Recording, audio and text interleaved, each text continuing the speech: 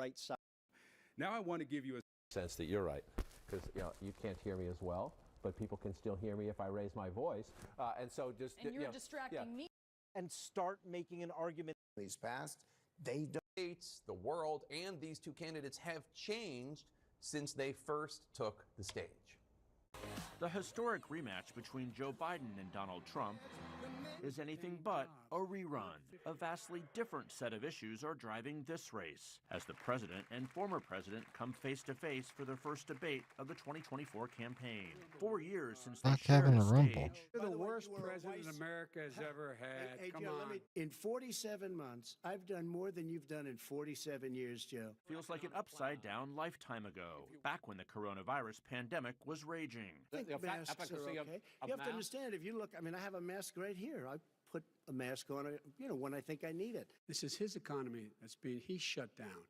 In the Biden-Trump sequel, an entirely new fight has been brewing on the campaign trail. We could end up in World War III with this person. He's the worst president ever. And in TV ads. This election is between a convicted criminal who's only out for himself and a president who's fighting for your family. That offers a window into the new issues and fresh lines of attack. A reminder of just how much the country, the world, and yes, they have changed. From an insurrection and all its fallout to a new fight on abortion rights in the wake of the U.S. Supreme Court overturning Roe v. Wade, to Russia's invasion of Ukraine and a war in the Middle East, to the very stark question of America's role in the world. Yet the economy, inflation, and immigration are still at the center of it all. Trump's record was at the heart of their last debates, even as he sought to deflect.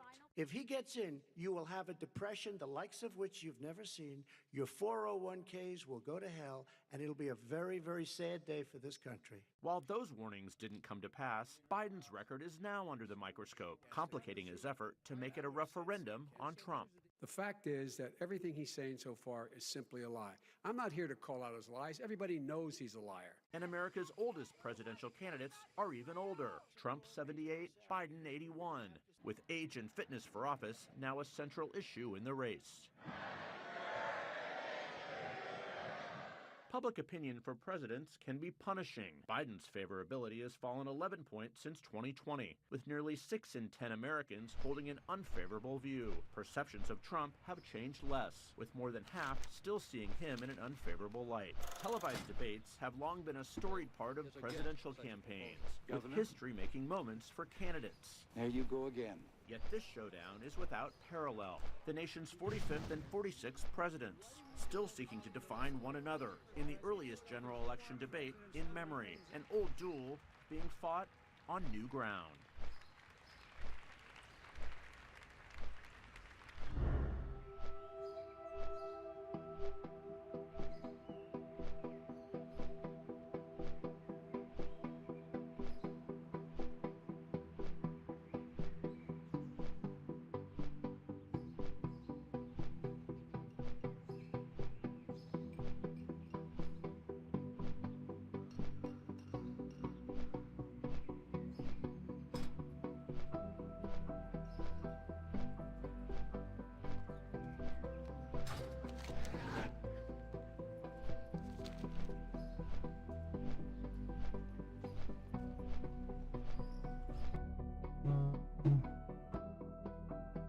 Old question that you're asking.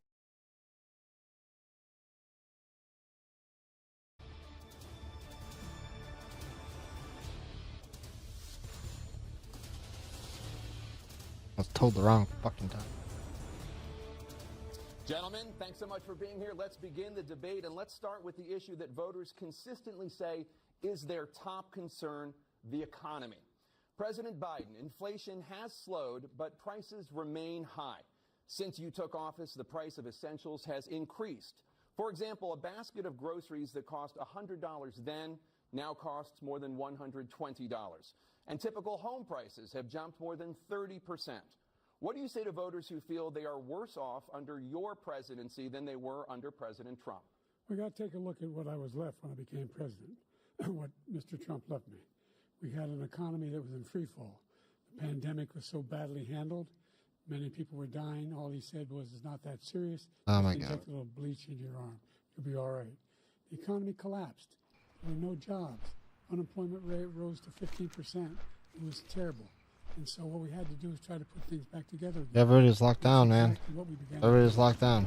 We created 15,000 new jobs. We brought out a position. We have 800,000 new manufacturing jobs. There's more to be done. More to be done. Working class people are still in trouble. I come from Scranton, Pennsylvania. I come of household where the kitchen table things weren't able to be met during the month. It was a problem. Price of eggs, the price of gas, the price of housing, the price of a whole range of things. That's why I'm working so hard to make sure I deal with those problems. And we're going to make sure that we reduce the price of housing. We're going to make sure we build 2 million new units.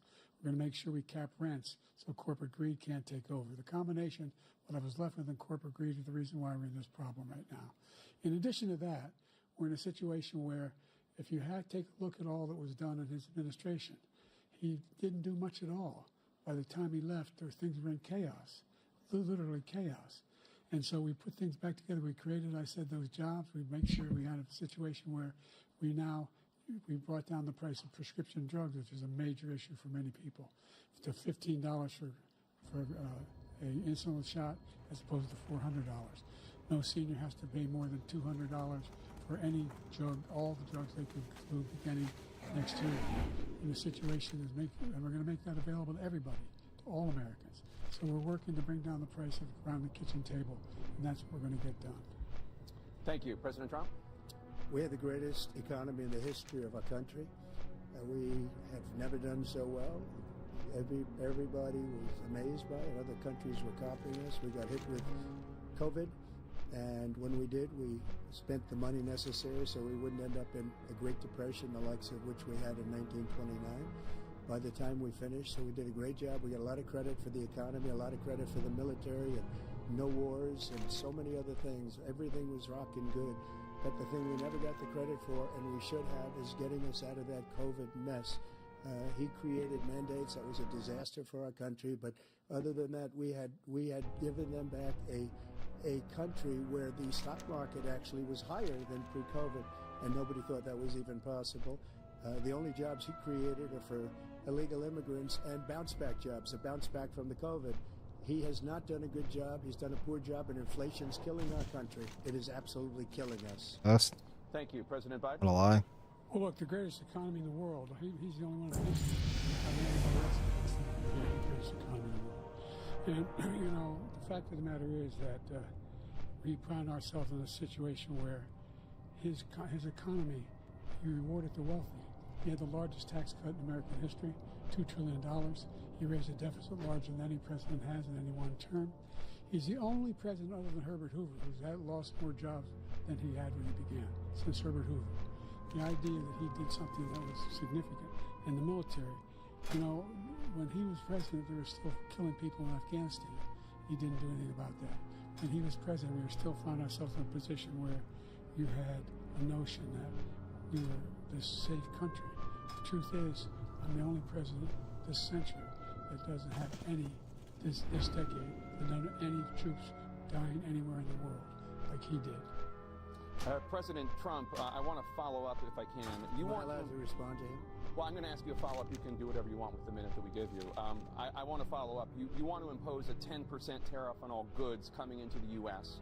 How will you ensure that that doesn't drive prices even higher? It's not going to drive them higher. It's just going to cost countries that have been ripping us off for years, like China and many others, in all fairness to China.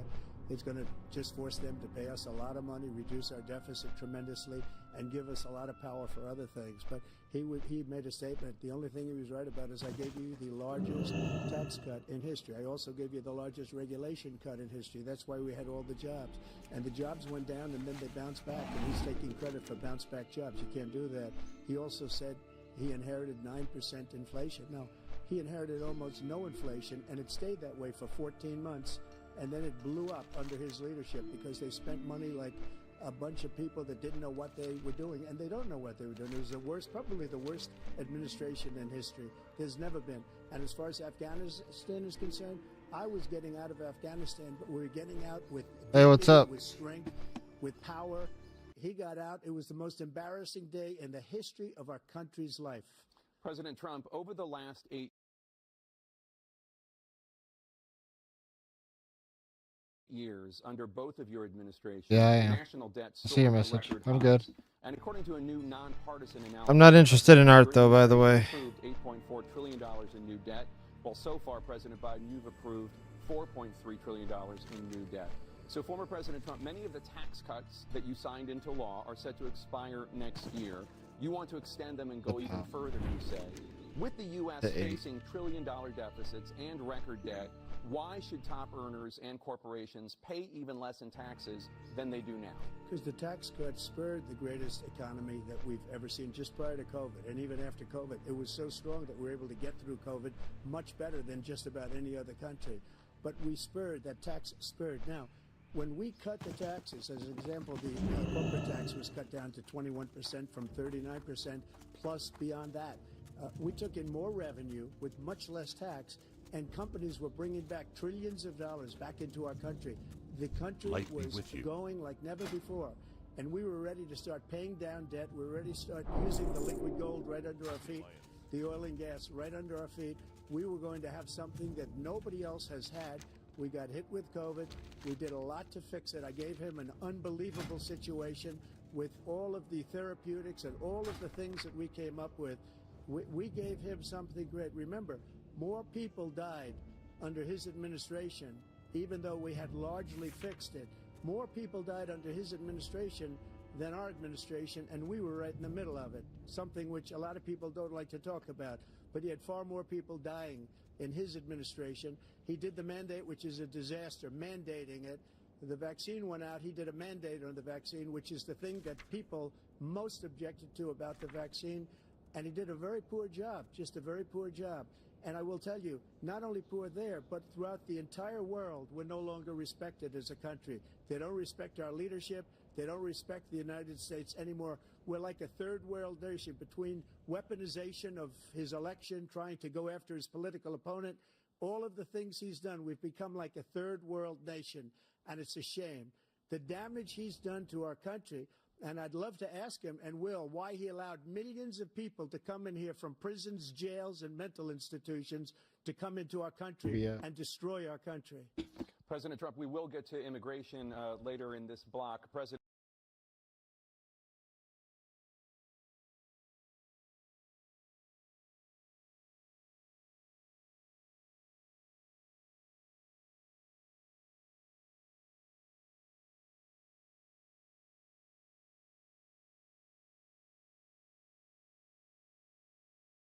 Biden, I want to give you an opportunity to respond to this question about the national debt. He had the largest national debt of any president in a 4-year period, number one. Number two, he got $2 trillion tax cut, benefited the very wealthy. What I'm going to do is fix the tax system. For example, we have 1,000 trillionaires in America. Billionaires in America. And what's happening? They're in a situation where they, in fact, pay 8.2% in taxes. If they just paid 24%, 25%, either one of those numbers, they'd raise $500 million. God. $billion, I should say, in a 10-year period. We'd be able to wipe out his debt. We'd be able to help make sure that all those things we need to do, child care, elder care, making sure that we continue to strengthen our health care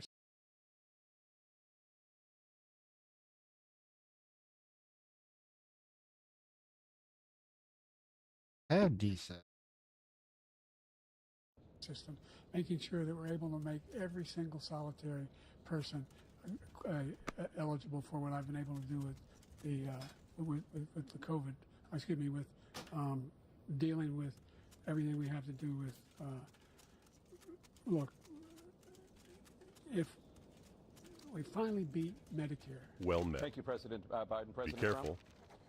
Well, he's right. He Light did bless beat you. Medicare. He beat it to death, and he's Greetings. destroying Medicare because all of these people are coming in. They're putting them on Medicare. They're putting them on Social Security. They're going to destroy Social Security. This man is going to single-handedly destroy Social Security. These millions and millions of people coming in, they're trying to put them on Social Security. He will wipe out Social Security. I He have will divine wipe sec. out Medicare. So he was right in the way he finished He that is. sentence. And it's a shame. What's happened to our country in the last 4 years is not to be believed. Foreign countries, I'm friends with a lot of people, they cannot believe what happened to the United States of America. We're no longer respected. They don't like us. We give them everything they want, and they think we're stupid. They think we're very stupid people. What we're doing for other countries, and they do nothing for us. What this man has done is absolutely criminal. Thank you, President Trump. Dana? This is the first presidential election since the Supreme Court overturned Roe v. Wade. This morning, the court ruled on yet another abortion case, temporarily allowing emergency abortions to continue in Idaho, despite that state's restrictive ban. Former President Trump, you take credit for the decision to overturn Roe v. Wade, which returned the issue of abortion to the states. Correct. However, the federal government still plays a role in whether or not women have access to abortion pills. They're used in about 2/3 of all abortions. As president, would you block abortion medication?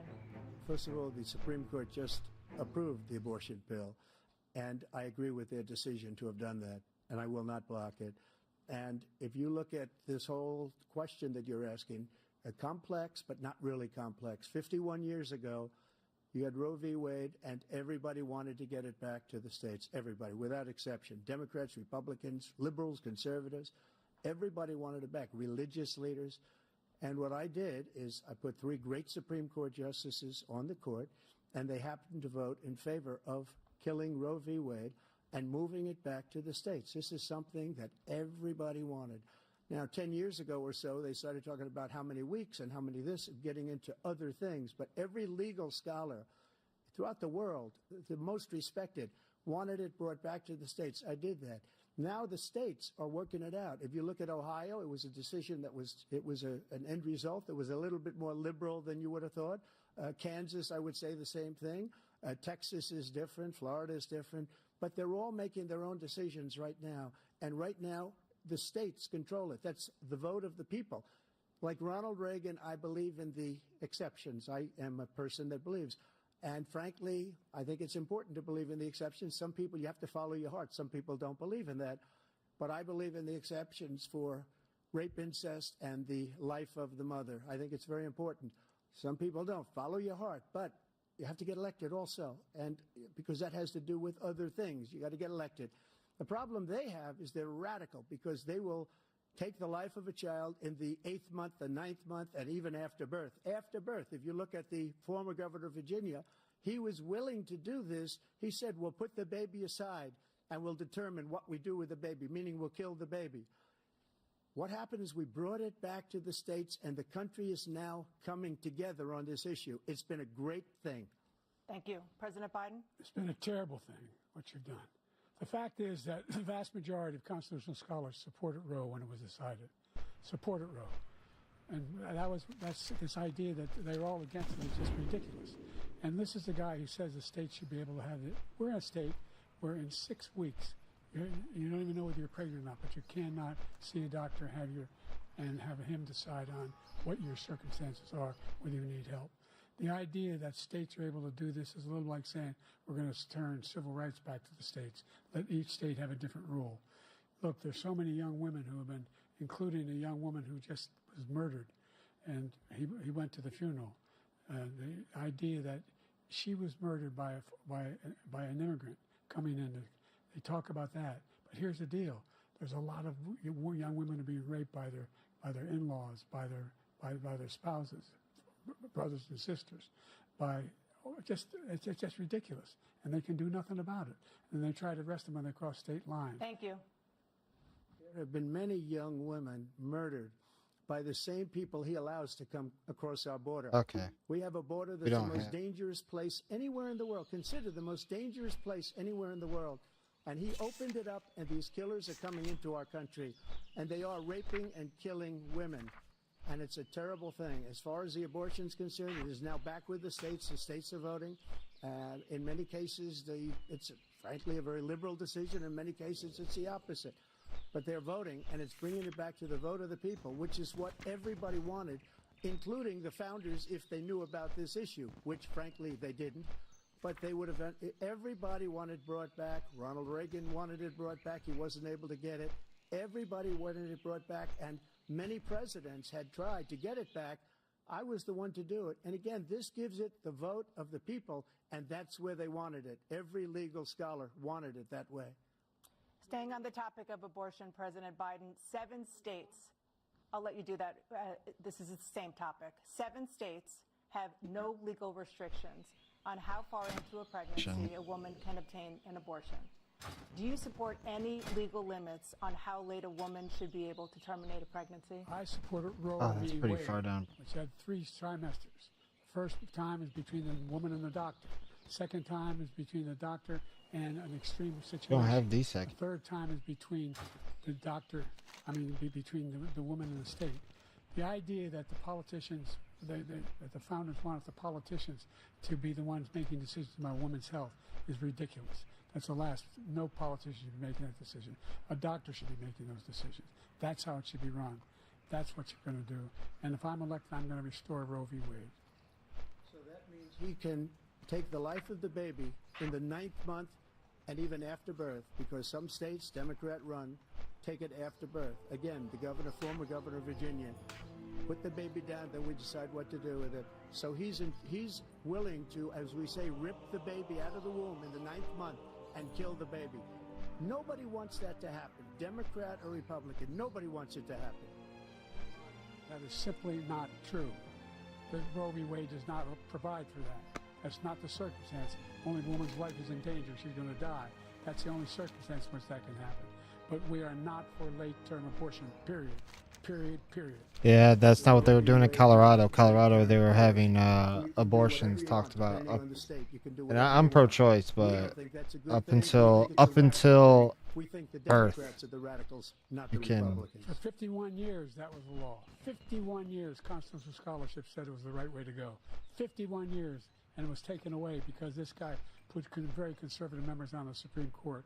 He takes credit for taking it away. What's he going to do? What's he going to do, in fact, if the MAGA Republicans, he gets elected, and the MAGA Republicans control the Congress, and they pass a universal ban on abortion, period, across the board at 6 weeks or 7 or 8 or 10 weeks, something very, very conservative. Is he going to sign that bill? I'll veto it. He'll sign it. Thank you. Let's turn now to the issue of immigration and border security. President Biden, a record number of migrants have illegally crossed the southern border on your watch. Overwhelming border states and overburdening cities such as New York and Chicago, and in some cases causing real safety and security concerns. Given that, why should voters trust you to solve this crisis? Because we worked very hard to get a bipartisan agreement that not only changed all of that, it made sure that we are in a situation where you had no circumstance where they could come across the border with the number of border police there are now. We significantly increased the number of asylum officers. By the way, the Border Patrol endorsed my position. In addition to that, we found ourselves in a situation where when he was president, he was separating babies from their mothers, putting them in cages, making sure the families were separated. That's not the right way to go. What I've done since I've changed the law, what's happened? I've changed it in a way that now you're in a situation where there are 40% fewer people coming across the border illegally. It's better than being left over. That's not true, though. And I'm going to continue to move until we get the total. That's not true, though. That's absolutely not fucking true, though. There's like relative to what we're going to do with like 10,000 daily or some shit like that. It's ridiculous. President Trump? I really don't know what he said at the end of that sentence. I don't think he knows what he said either. Look, we had the safest border in the history of our country. Well, it wasn't the safest, but it was low. Open up our border, open up our country to people that are from prisons, people that are from mental institutions, insane asylum, terrorists. We have the largest number of terrorists coming into our country right now, all terrorists, all over the world, not just in South America, all over the world. They come from the Middle East, everywhere, all over the world they're pouring in. And this guy just left it open. And he didn't need legislation because I didn't have legislation. I said, close the border. We had the safest border in history. In that final couple of months of my presidency, we had, according to Border Patrol, who is great, and by the way, who endorsed me for president, but I won't say that, but they endorsed me for president. Brandon, just speak to him. But look, we had the safest border in history. Now we have the worst border in history. There's never been anything like it. And people are dying all over the place, including the people that are coming up in Thank you, caravans. President Trump. President Biden? The only terrorist who's done anything across the border is one who came along and killed three, under his administration, killed an Al-Qaeda person come in his administration, killed three American soldiers. That's the only terrorist that's there. I'm not saying that no terrorist ever got through, but the idea they're emptying their prisons, we're welcoming these people, that's simply not true. There's no data to support what he said. Once again, he's exaggerating, he's lying. President Trump, staying on the topic of immigration, you've said that you're going to carry out, quote, the largest domestic deportation operation in American history, unquote. Does that mean that you will deport every undocumented immigrant in America, including those who have jobs, including those whose spouses are citizens, and including those who have lived here for decades? And if so, how will you do it? Just 1 second. He said we killed 3 people. The people we killed are al-Baghdadi and Soleimani, the 2 greatest terrorists, biggest terrorists anywhere in the world. And it had a huge impact on everything, not just border, on everything. He's the one that killed people with the bad water, including hundreds of thousands of people dying, and also killing our citizens when they come in.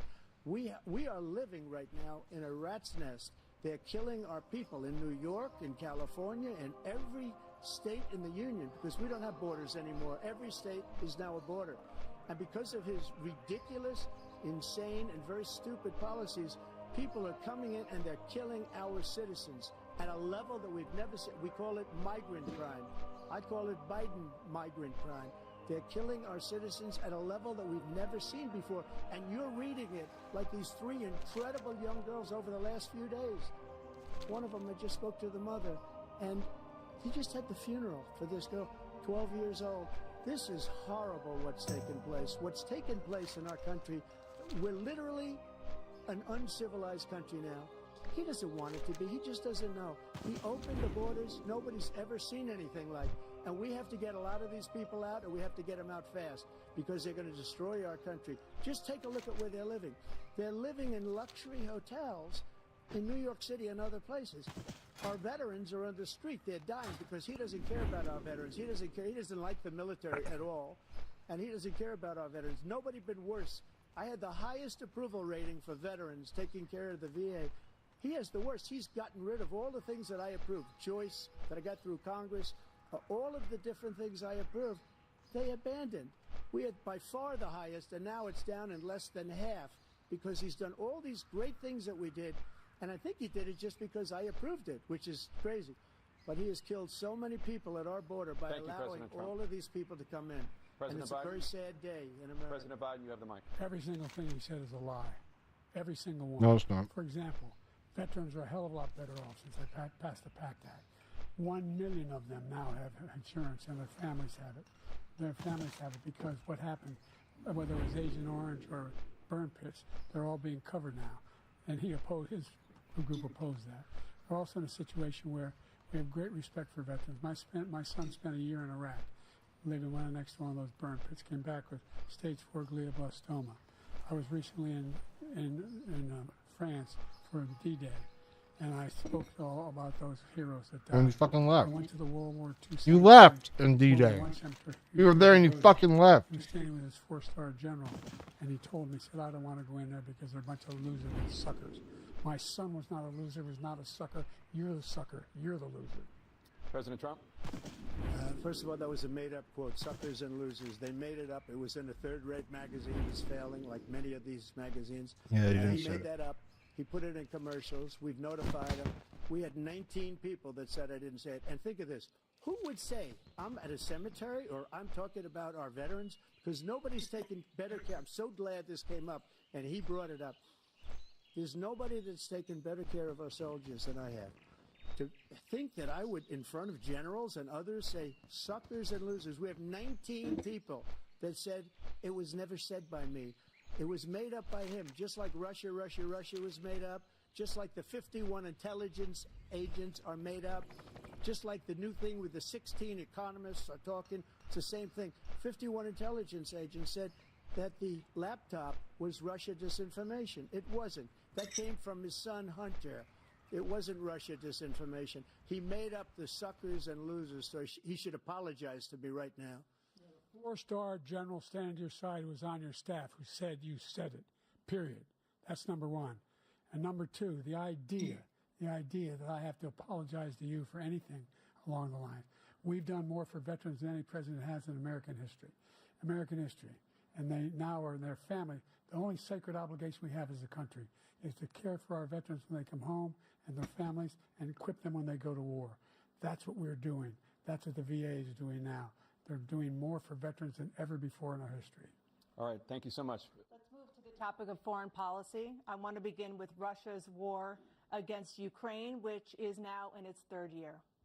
Former President Trump, Russian President Vladimir Putin says he'll only end this war if Russia keeps the Ukrainian territory it has already claimed and Ukraine abandons its bid to join NATO. Are Putin's terms acceptable to you? First of all, our veterans and our soldiers can't stand this guy. They can't stand him. They think he's the worst commander-in-chief, if that's what you call him, that we've ever had. They can't stand him. So let's get that straight. And they like me more than just about any of them. And that's based on every single bit of information. As far as Russia and Ukraine, if we had a real president, a president that knew, that was respected by Putin, he would have never invaded Ukraine. A lot of people are dead right now, much more than people know. You know, they talk about numbers. You can double those numbers, maybe triple those numbers. He did nothing to stop it. In fact, I think he encouraged Russia from going in. I'll tell you what happened. He was so bad with Afghanistan. It was such a horrible embarrassment, most embarrassing moment in the history of our country, that when Putin watched that and he saw the incompetence, that he should have fired those generals, like I fired the one that you mentioned, and so he's got no love lost, but he should have fired those generals. No general got fired for the most embarrassing moment in the history of our country, Afghanistan, where we left billions of dollars of equipment behind. We lost 13 beautiful soldiers, and 38 soldiers were obliterated. And by the way, we left people behind, too. We left American citizens behind. When Putin saw that, he said, you know what? I think we're going to go in and maybe take this was his dream. I talked to him about it, his dream. The difference is he never would have invaded Ukraine. Never. Just like Israel would have never been invaded in a million years by Hamas. You know why? Because Iran was broke with me. I wouldn't let anybody do business with them. They ran out of money. They were broke. They had no money for Hamas. They had no money for anything. No money for terror. That's why you had no terror at all during my administration. This place, the whole world is blowing up under him. President Biden?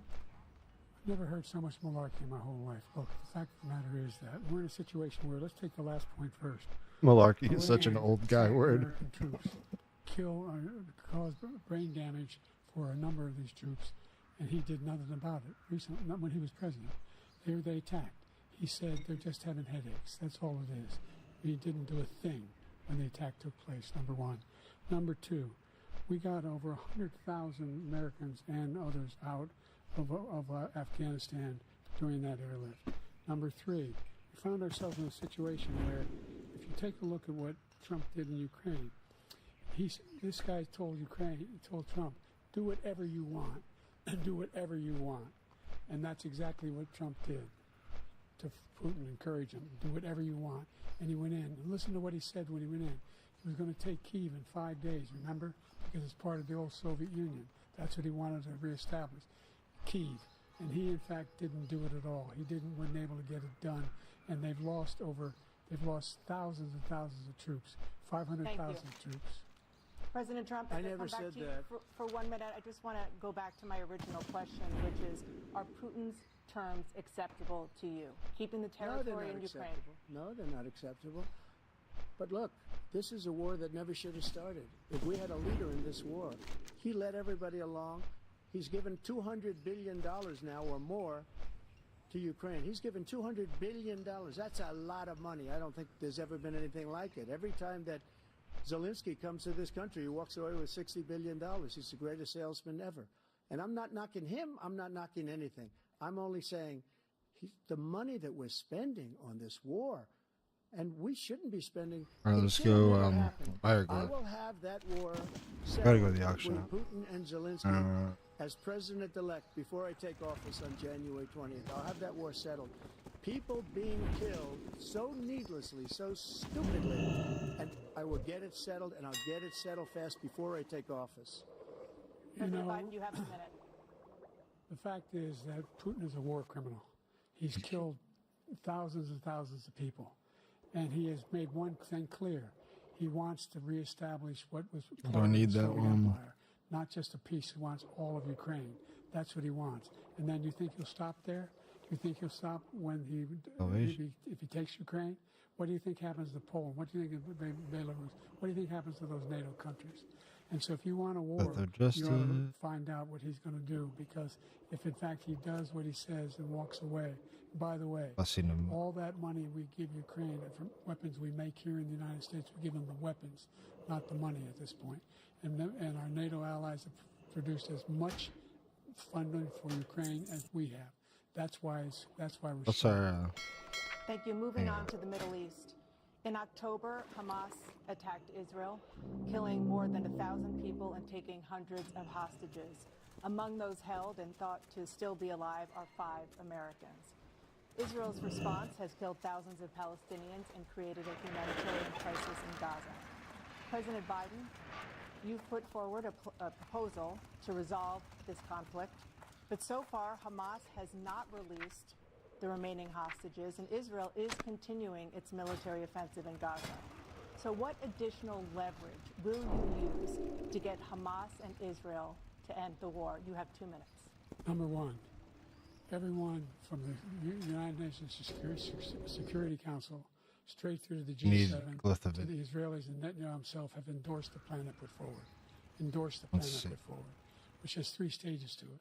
The first stage is treat the hostages, hands, a ceasefire. That one. Second phase is a ceasefire with additional conditions. We have divinity. Third phase is the end of the war. The only one who wants the war to continue is Hamas. Number one, they're the only ones standing out. We're still pushing hard to get them to accept. In the meantime, what's happened in Israel? We're finding that the only thing I've denied Israel was 2,000-pound bombs. They don't work very well in populated areas. They kill a lot of innocent people. We're providing Israel with all the weapons they need and when they need them. And by the way, I'm the guy that organized the world against Iran when they had a full-blown intercontinental ballistic missile attack on Israel. No one was hurt. No one Israeli was accidentally killed, and it stopped. We saved Israel. We are the biggest producer of support for Israel of anyone in the world. And so there are 2 different things. Hamas cannot be allowed to be continued. We continue to send our experts and our intelligence people as to how they can get Hamas like we did bin Laden. We don't have to do it. And by the way, they've been greatly weakened, Hamas, greatly weakened, and they should be. They should be eliminated. But you've got to be careful for using certain weapons among population centers. Just going back to Ukraine for 1 second. We have an ocean separating us. The European nations together have spent $100 billion, or maybe more than that, less than us. Why does it so you got to put up your money like I did with NATO? I got them to put up hundreds of billions of dollars. The Secretary General of NATO said Trump did the most incredible job I've ever seen. They wouldn't have any. They were going out of business. We were spending almost 100% of the money was paid by us. He didn't do that. He's getting all. You got to ask these people to put up the money. We're over $100 billion more spent, and it has a bigger impact on them because of location, because we have an ocean in between. You got to ask them. As far as Israel and Hamas, Israel's the one that wants to go. He said the only one that wants to keep going is Hamas. Actually, Israel is the one, and you should let him go and let him finish his job. He doesn't want to do it. He's become like a Palestinian, but they don't like him because he's a very bad Palestinian. He's a weak one. President Biden, you have a minute. I've never heard so much foolishness. This is a guy who wants to get out of NATO. Dude, you can't even speak, man. I don't even know if you know what's going on. The idea that we have, our strength lies in our alliances as well. We may be a big ocean, but we're ever able to avoid a war in Europe, a major war in Europe? What happens if, in fact, you have Putin continuing to go into NATO? We have an Article 5 agreement. Attack on one is attack on all. You want to start the nuclear war he keeps talking about, go ahead. Let Putin go in and control Ukraine and then move on to Poland and other places. See what happens then. He has no idea what the hell he's talking about. And by the way, I got 50 other nations around the world to support Ukraine, including Japan and South Korea, because they understand that this kind of dislocation is a serious threat to the whole world peace. No major war in Europe has ever been able to be contained just to Europe. President Trump, just to follow up, would you support the creation of an independent Palestinian state in order to achieve peace in the region? I'd have to see, but before we do that, the problem we have is that we spend all the money. So they kill us on trade. I made great trade deals with the European nations because if you add them up, they're about the same size economically. Their economy is about the same size as the United States. And they were no cars, they don't want anything that we have, but we're supposed to take their cars, their food, their everything, their agriculture. I changed that. But the big thing I changed is they don't want to pay.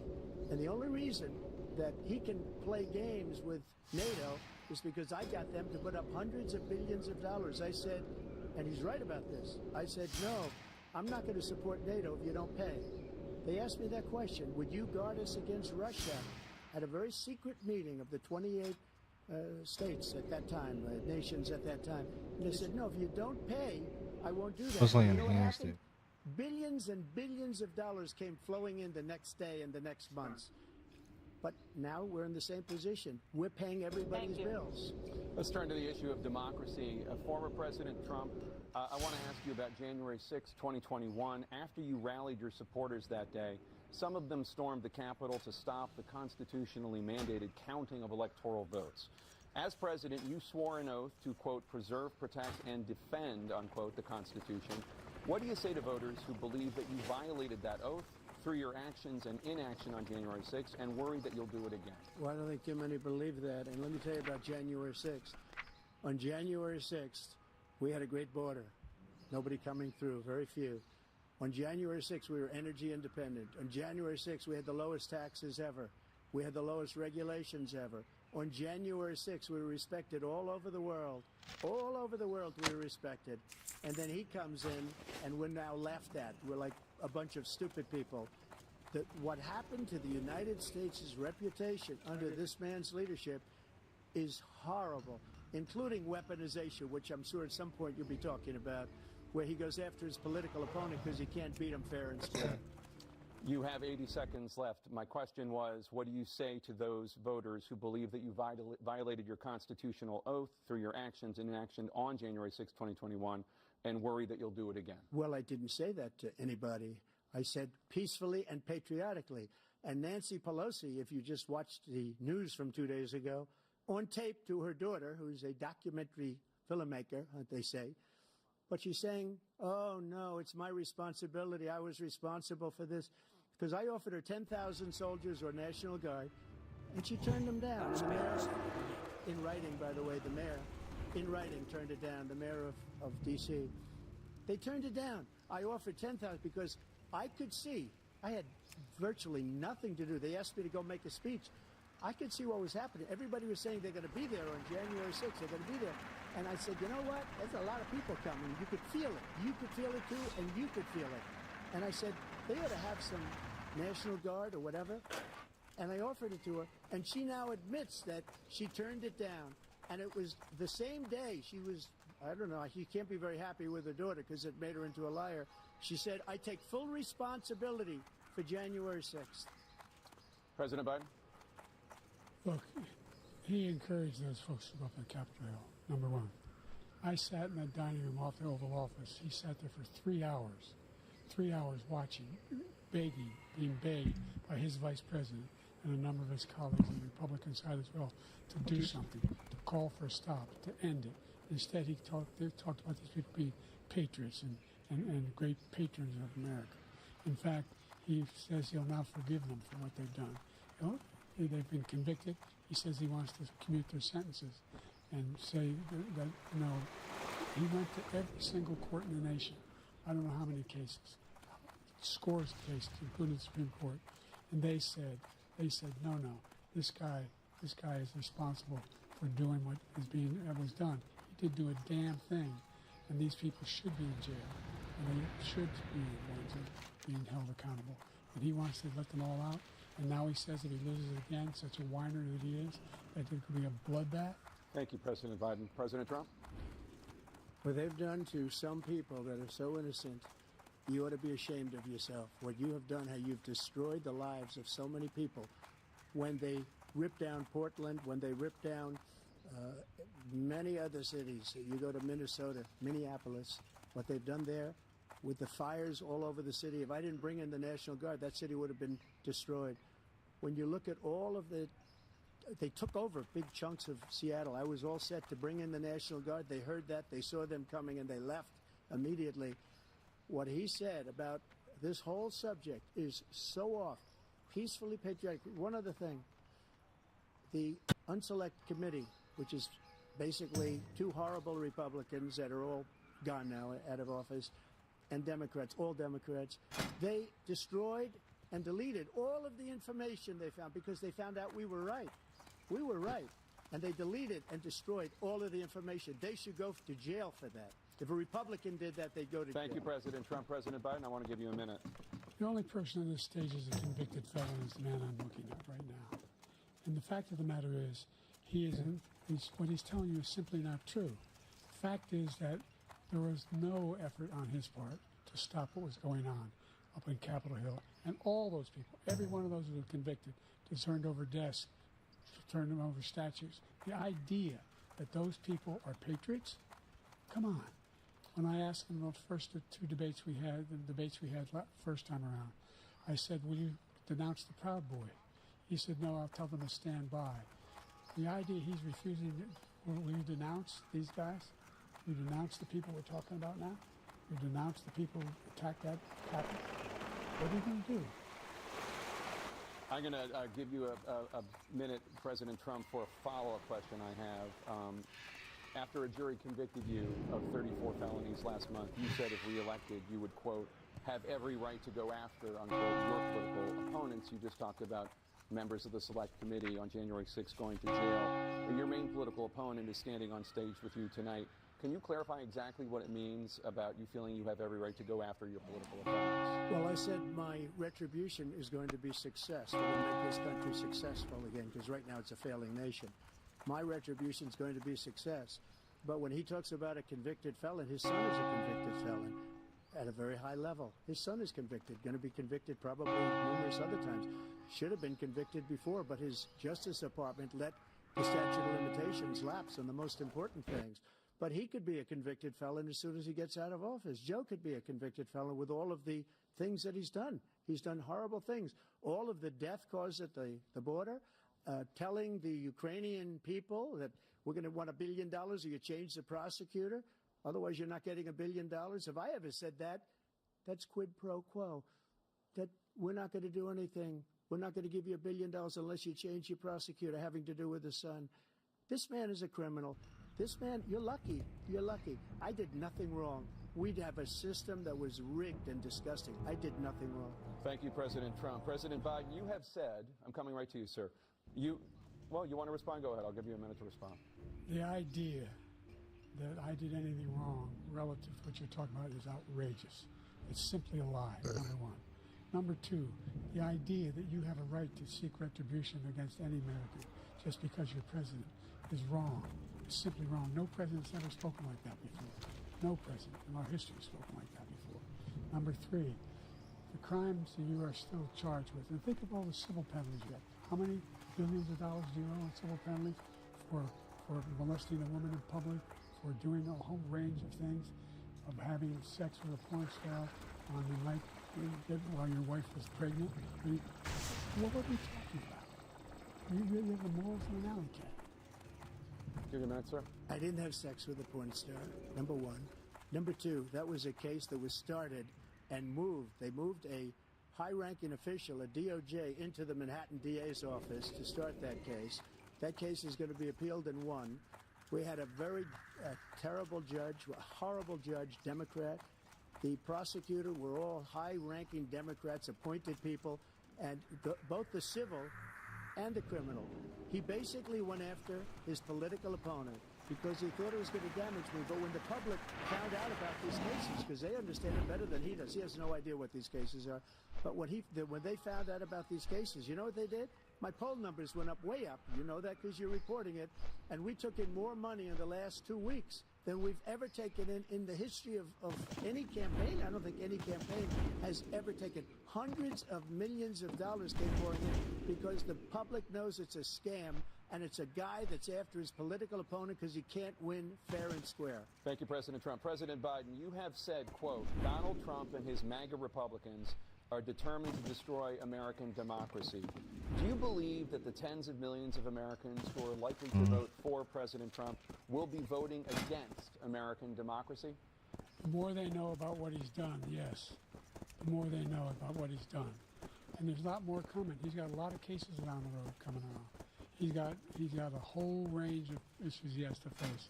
I don't know what the juries will do, but I do know he has a real problem. And so the fact that, could you ever think you hear any president say that I'm going to seek retribution?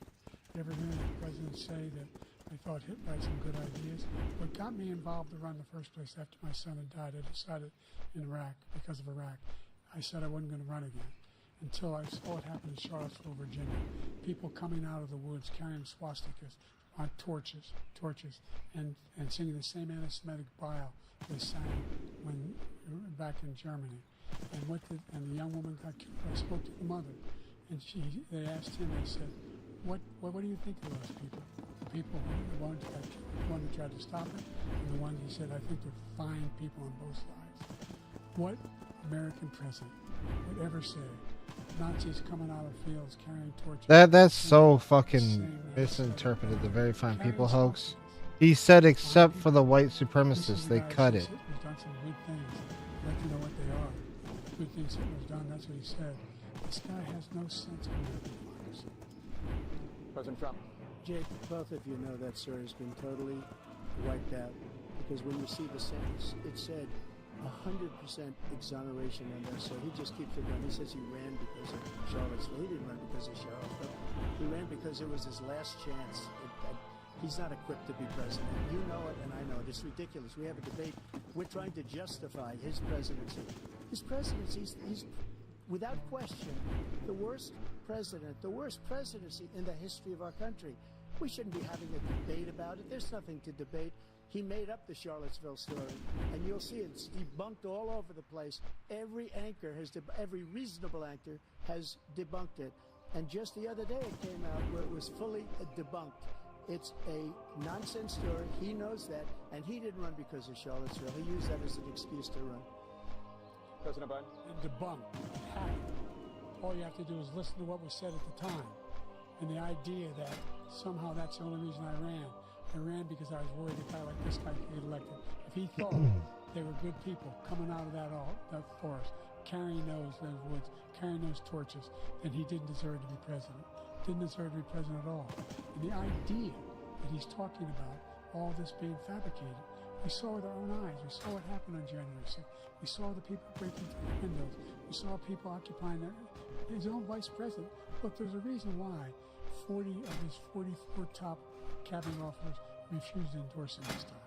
His vice president hasn't endorsed him this time. So why? Why? They know him well. They serve with him.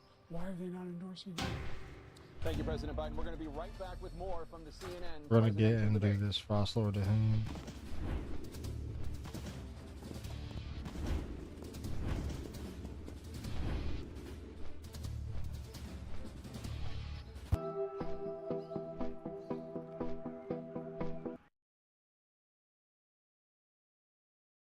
Challenges you both faced in your first terms and you'd certainly face again in a second term. President Biden, while black unemployment dropped to a record low under your presidency, black families still earn far less than white families. Black mothers are still 3 times more likely to die from pregnancy-related causes, and black Americans are imprisoned at 5 times the rate of white Americans. What do you say to black voters who are disappointed that you haven't made more progress? They acknowledge they made a lot of progress, number one. The fact of the matter is there are more small black businesses that have been started from any time in history. Most small black businesses aren't coming back because guess what? With the rampant fucking shit that happened, I mean, it happened under Trump, and he should have done more about it. But it was all the Democrat-run cities that just let all this shit happen, and all the fucking black businesses got burned down These corporate organizations are by the Black Lives Matter movement. in addition to that, They didn't care very much about the Black lives the then. impact on the choice that black families have to make relative to child care is incredibly difficult. When we did the first major piece of legislation in the past, I was able to reduce. But I think if Trump sent troops out there to fucking defend, he would have been attacked. We got to make sure we provide for child care costs. We got to make sure, because when we provide that child care protection, He would have been attacked we politically. increase economic growth. They put the cities in martial in the law. job market. So there's more to be done, considerably more to be done. But we've done a great deal so far, and I'm not letting up, and they know it. You have 49 seconds left. What do you say to black voters who are disappointed with the progress so far? I say I don't blame them for being disappointed. Inflation is still hurting them badly. For example, I thought inflation didn't exist, Biden. That any black family I thought inflation did not exist. should get a $10,000 tax credit to be able to buy their first home so they can get started. I made sure that we're in a situation where all those black families and those black individuals who provided had to take out student loans that were ballooning, that if they were engaged in nursing, doctor, and anything having to do with volunteerism, if they paid their bills for 10 years on their student debt, all the rest was forgiven after 10 years. Millions have benefited from that. And we're going to do a whole lot more for black families. He caused the inflation. He's blaming inflation, and he's right, it's been very bad. He caused the inflation, and it's killing black families and Hispanic families and just about everybody. It's killing people. They can't buy groceries anymore. They can't. You look at the cost of food, it's doubled, tripled, and quadrupled. They can't live. They're not living anymore. He caused this inflation. I gave him a country with essentially no inflation. It was perfect. It was so good. All he had to do is leave it alone. He destroyed it with his Green New Scam and all this money that's being thrown out the window. He caused inflation. As sure as you're sitting there, the fact is that his big kill on the black people is the millions of people that he's allowed to come in through the border. They're taking black jobs now, and it could be 18, it could be 19, and even 20 million people. They're taking black jobs, and they're taking Hispanic jobs, and you haven't seen it yet, but you're going to see something that's going to be the worst in our history. Thank you. President Biden? There was no inflation when I became president. You know why?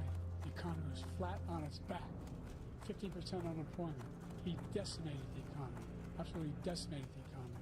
That's why there was no inflation at the time. There were no jobs. Provided thousands of millions of jobs for individuals who were in all communities, including minority communities. We made sure that they had health insurance. We have covered, if the ACA has increased, I made sure that the $8,000 per person in a family get written off. This guy wants to eliminate it. He wants to get rid of the ACA. We're going to flat that.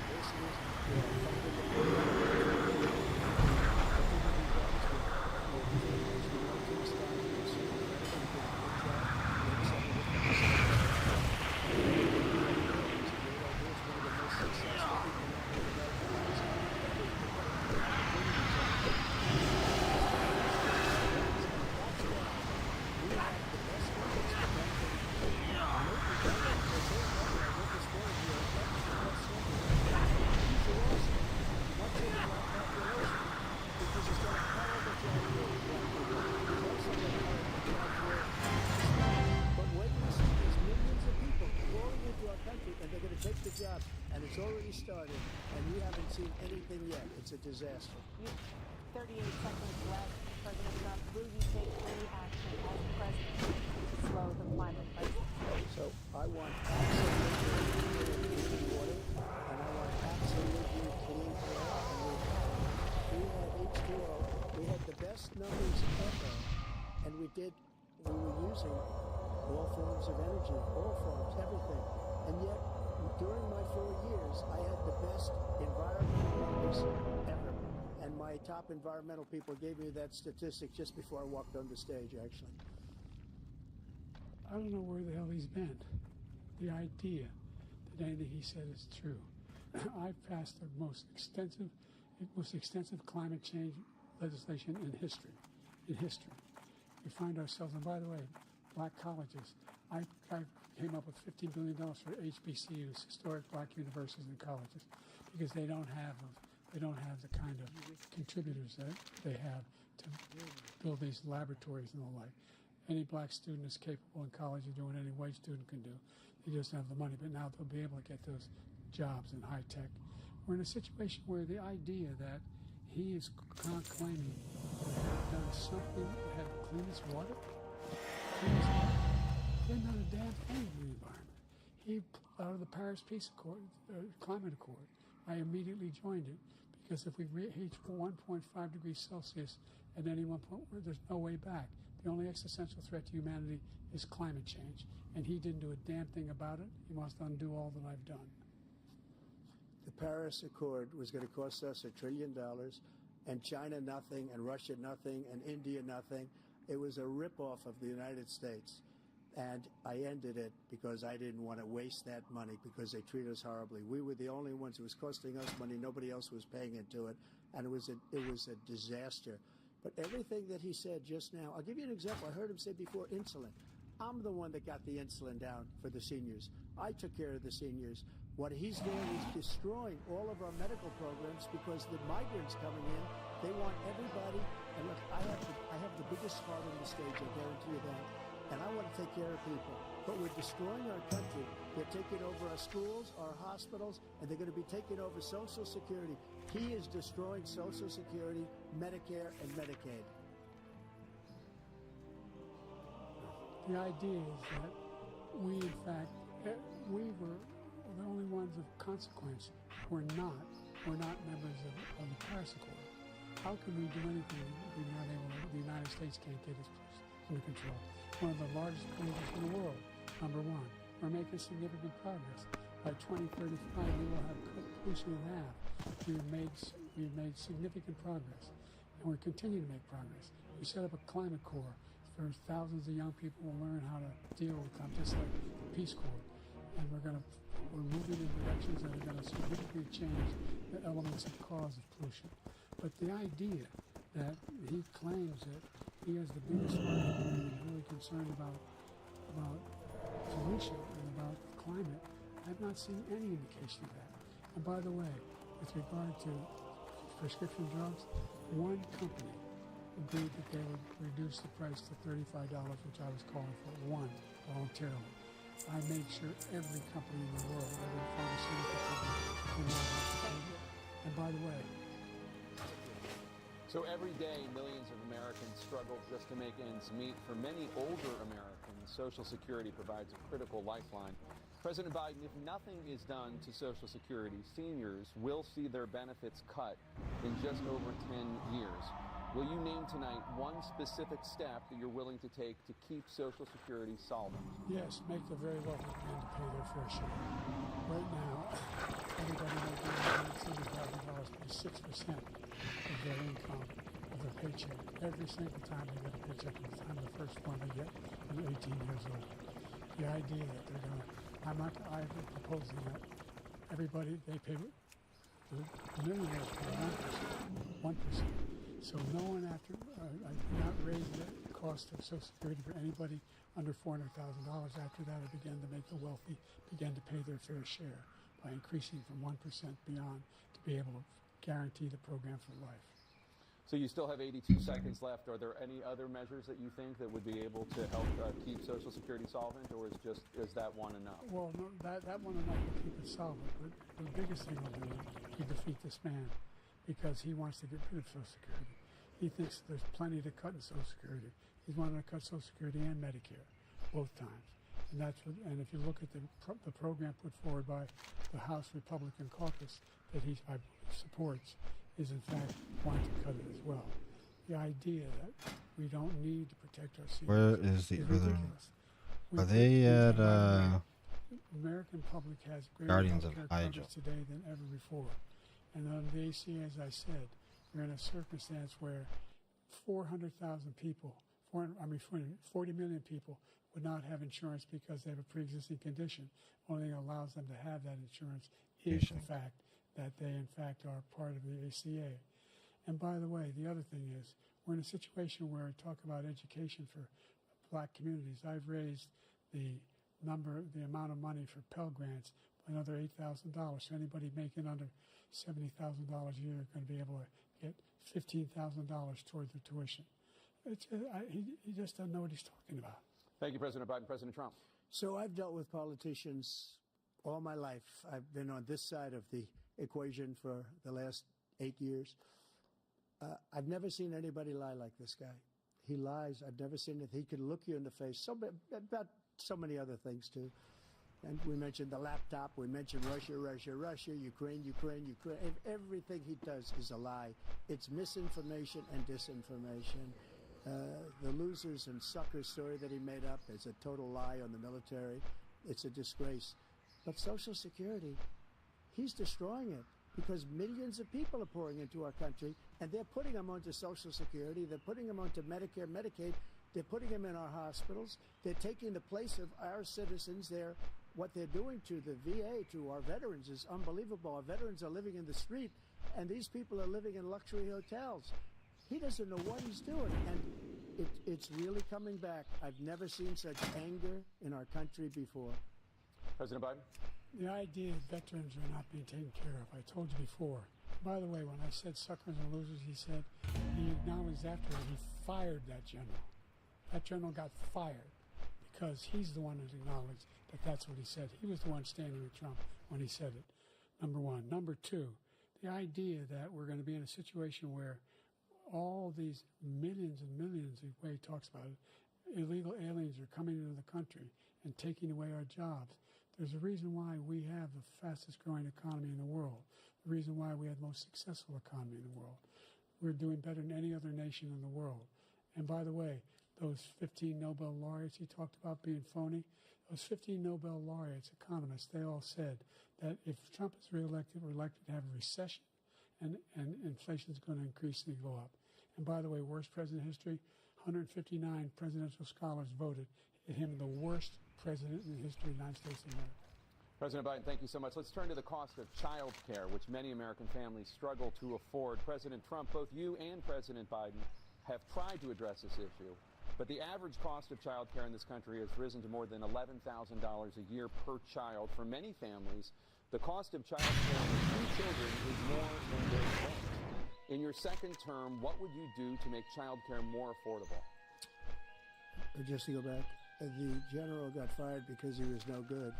And if he said that, that's why he made it up. But we have 19 people that said I didn't say it, and they're very highly respected, much more so than him. The other thing is, he doesn't fire people. He never fired people. I've never seen him fire anybody. I did fire a lot. I fired Comey because he was no good. I fired a lot of the top people at the FBI, drained the swamp. They were no good. Not easy to fire people. You'd pay a price for it, but they were no good. I inherited these people. I didn't put him there. I didn't put Comey there. He was no good. I fired him. This guy hasn't fired anybody. He never fires. He should have fired every military man that was involved with that the Afghanistan horror show. The Afghanistan nannies. Most embarrassing moment in the history of our country. He didn't fire. Did you fire anybody? Did you fire anybody that's on the border, that's allowed us to have the worst border in the history of the world? Did anybody get fired for allowing 18 million people, many from prisons, many from mental institutions? Did you fire anybody that allowed our country to be destroyed? Joe, our country is being destroyed as you and I sit up here and waste a lot of time on this debate. This shouldn't be a debate. He is the worst president. He just said about me because I said it. But look, he's the worst president in the history of our country. He's destroyed our country. Now all of a sudden he's trying to get a little tough on the border. He came out with a nothing deal, and it reduced it a little bit, like this much. It's insignificant. He wants open borders. He wants our country to either be destroyed or he wants to pick up those people as voters. And I don't think, we just can't let it happen. If he wins this election, our country doesn't have a chance, not even a chance, of coming out of this rut. We probably won't have a country left anymore. That's how bad it is. He is the worst in history by far. Thank you, President Trump. President Biden? We are the most admired country in the world. We're the United States of America. There's nothing beyond our capacity. We have the finest military in the history of the world. The finest in the history of the world. No one thinks we're weak. No one wants to screw around with us. Everybody Number fucking Number joking two, about the idea their leadership. that we're talking about worst presidents. I wasn't joking. Look it up. Go online. 159 or 58, don't know the exact number, presidential historians. They've had meetings and they voted. Who's the worst president in American history? One from best to worst. They said he was the worst in all of American history. That's a fact. That's not conjecture. He can argue they're wrong, but that's what they voted. The idea that he is doing anything to deal with child care, he did virtually nothing to child care. We should significantly increase the child care tax credit. We should significantly increase the availability of women and men, of single parents to be able to go back to work, and we should encourage businesses to have. Thank you, President Biden. President Trump, the question was about what would you do to make child care more affordable, if you want to take your minute. Just so you understand, we have polling, we have other things that they rate him the worst because what he's done is so bad. And they rate me, I'll show you, I will show you, and they rate me one of the best, okay? And if I'm given another 4 years, I will be the best. I think I'll be the best. Nobody's ever created an economy like us. Nobody ever cut taxes like us. He's the only one I know. He wants to raise your taxes by 4 times. He wants to raise everybody's taxes by 4 times. He wants the Trump tax cuts to expire. So everybody, including the two of you, are going to pay 4 to 5 times. Nobody ever heard of this before. All my life, I'd grow up and I'd see politicians talking about cutting taxes. When we cut taxes, as I said, we did more business. Apple and all these companies, they were bringing money back into our country. The worst president in history by far, and everybody knows it. President Biden? Look, the fact of the matter is that he's dead wrong about, he's increased the tariff, he will increase the taxes on middle class people. I said I'd never raise a tax upon anybody that makes less than $400,000. I didn't. But these tariffs, these 10% tariffs, everything coming in with it, I know what the economists say, that's going to cost the average American $2,500 in food and all things that we reported. Number two, he's in a situation where he talks about how he has not raised, he somehow helped the middle class. The middle class has been devastated by it. Now they want a tax cut of $5 trillion over the next 10 years, which is going to fundamentally bankrupt the country. We have the largest deficit of any part of American history, number one. Number two, we have not, in fact,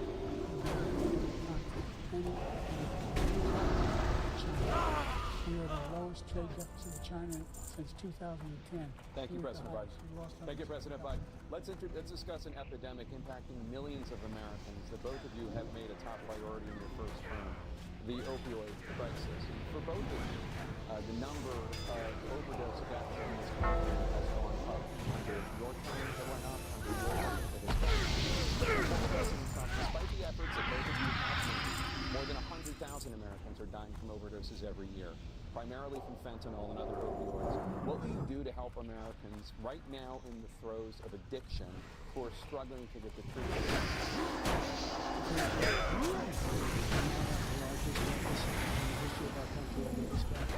We have the largest deficit with China. He gets paid by China. He's a Manchurian candidate. He gets money from China. So I think he's afraid to deal with them, something. But you notice he never took out my tariffs because we bring in so much money with the tariffs that I imposed on China. He never took them away. He can't because it's too much money. It's tremendous. And he saved our steel industries, and there was more to come. And he hasn't done that.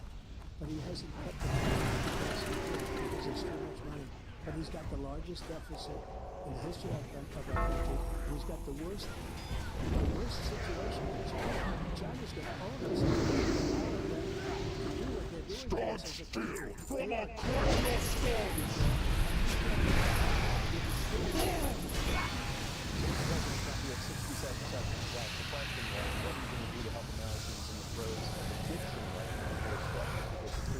Stand still from a corner storms. For 2.5, almost 3 years, as nobody's ever had before, any country, in every way. And then we had to get tough, and it was the drugs pouring across the border were, it started to increase. We got great equipment. We bought a certain dog. That's the most incredible thing that you've ever seen, the way they can spot it. We did a lot, and we were getting very low numbers, very, very low numbers. Then he came along. The numbers, have you seen the numbers now? It's not only the 18 million people that I believe is even low, because they don't even talk about gotaways. But the numbers of the amount of drugs and human trafficking in women coming across our border, the worst thing I've ever seen. At numbers that nobody's ever seen under him because the border's so bad. But the number of drugs coming across our border now is the largest we've ever had by far. President Trump, thank you. President Biden. Fentanyl and byproduct fentanyl went down a lot. And I wanted to make sure we use the machinery that can detect fentanyl. These big machines that roll over everything that comes across the border. And it costs a lot of money. That was part of this deal we put together, this bipartisan deal. More fentanyl machines, more be able to detect drugs, more numbers of aphids, more numbers of all over the border. And he called his Republican colleagues and said, don't do it. It's going to hurt me politically. No, he never argued it's not a good bill. It's a really good bill. We need those machines. We need those machines. And we're coming down very hard in every country in Asia in terms of precursors for fentanyl. And Mexico is working on to make sure they don't have the technology to put it together. That's what we have to do. We need those machines. Thank you, President Biden. President Trump, and again, the question is about Americans in the throes of addiction right now, struggling to get the treatment they need. Well, because this does pertain to it. He ended Remain in Mexico. He ended catch and release. I made it catch and release in Mexico, not catch and release here. We have so many things that we have hard negotiations with Mexico. It's just like when you have a hostage. Now we have a hostage. I think a good guy, and he's over there because Putin is laughing at this guy, probably asking for billions of dollars for the reporter. I will have him out as soon as I take office. Before I take office, I said by literally as soon as I win the election, I will have that reporter out. He should have had him out a long time ago. He's probably asking for billions and billions of dollars because this guy pays it. In 2 cases, we paid $6 million for 5 people. I got 58 people out, and I paid essentially nothing. Thank you, President Trump. Dana? Let's turn to concerns that voters have about President Biden. You would be 86. Heretics! You will suffer for this interruption. Concerns about your capability to handle the toughest job in the world well into your hands. First of all, I've spent half my career in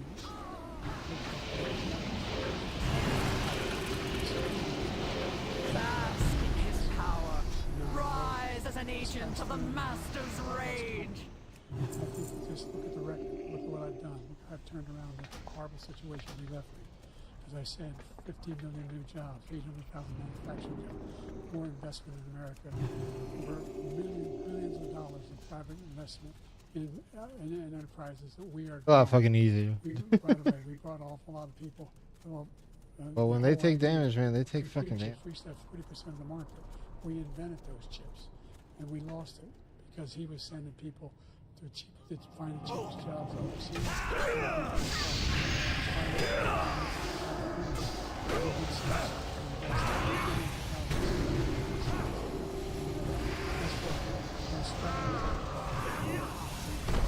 We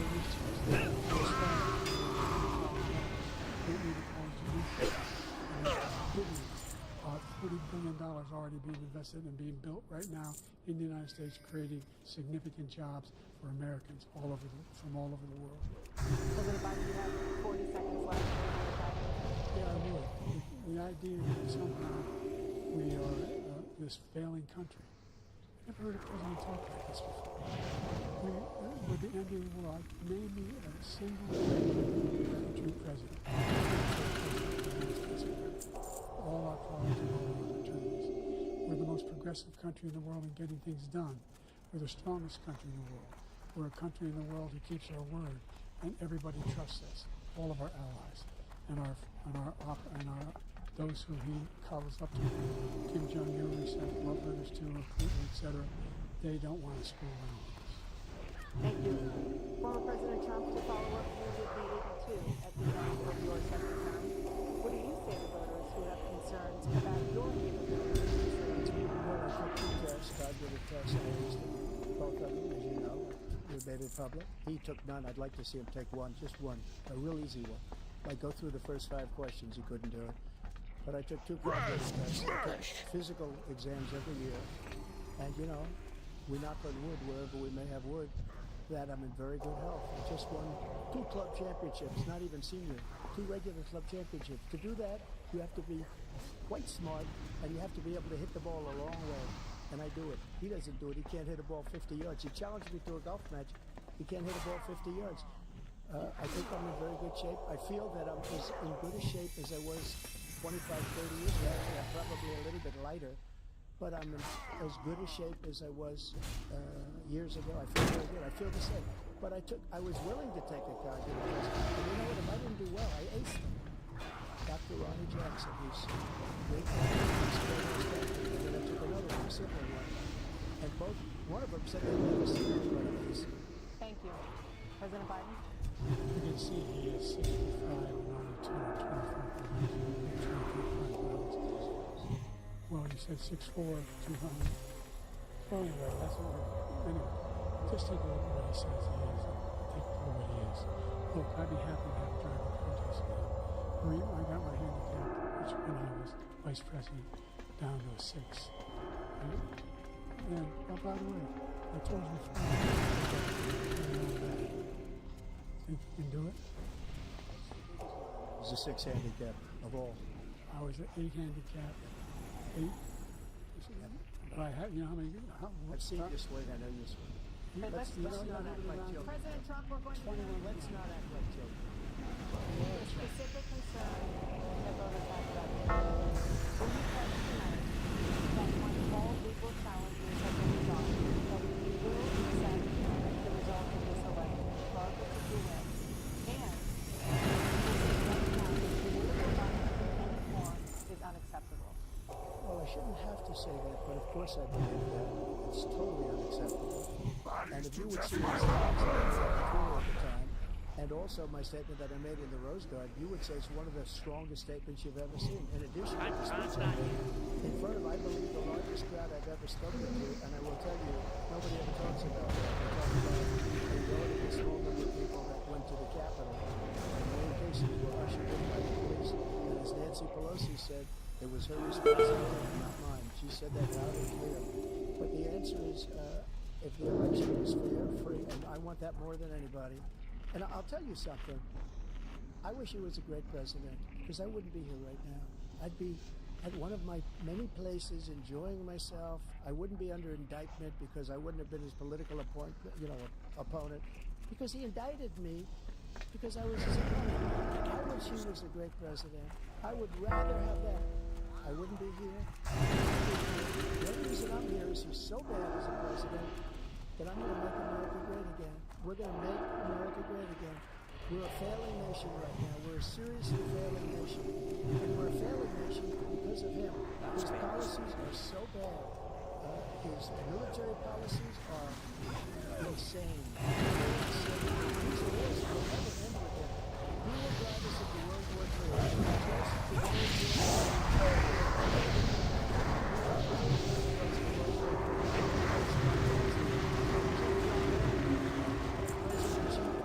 Kim Jong-un of North Korea, all of these Putin, they don't respect him, they don't fear him. They have nothing going with this gentleman, and he's going to drive us into World War III. You want a World War III, let him follow and win and let him say do what you want in NATO. Just do what you want. There's a thing called Article 5. An attack on one is an attack on all. Required response. The idea. I can't think of a single major leader in the world military place because we're a powerful nation. It's because of the people. I mean, it's because of the American people. They take time to step up when we need it. And right now, we're our own safety of the state. And again, we want to have a war. Just let Putin go ahead and take Kyiv, make sure they move on, see what happens in Poland, Hungary, and other places along that border. Then we have a war. President Trump, as I come back to you for a the question was, will you accept the results of this election, regardless of who wins? Just to finish what he said, if I might. Russia, they took a lot of land from Bush. They took a lot of land from Obama and Biden. They took no land, nothing from Trump, nothing. He knew not to do it. Not going to play games with him. He knew that. I got along with him very well, but he knew not to play games. He took nothing from me. But now he's going to take the whole thing from this man right here. That's a war that should have never started. It would have never started, ever. And he's going to take Ukraine. And, you know, you asked me a question before, would you do this? He's got us in such a bad position right now with Ukraine and Russia. Because Ukraine's not winning that war. He said, I will never settle until such time. They're running out of people. They're running out of soldiers. They've lost so many people. It's so sad.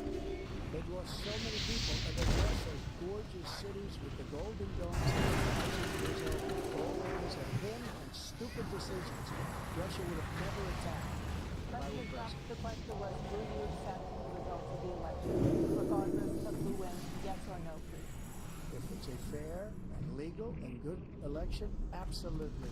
I would have much rather accepted these, but the fraud and everything else was ridiculous. I mean, we'll have a news conference on it in a week, or we'll have another one of these in a week. But absolutely, there's nothing I'd rather do. It would be much easier for me to do that than run it again. I wasn't even going to do that until I saw the horrible job he did. He's destroying our country. I would be very happy to be someplace else, in a nice location someplace. And again, no indictments, no political opponent stuff, because it's the only way he thinks he can win. But unfortunately, he's driven up my numbers and driven them up to a very high level, because the people understand. Let's see what your numbers are. This election is over. Let's see. You come seeking answers, then have them.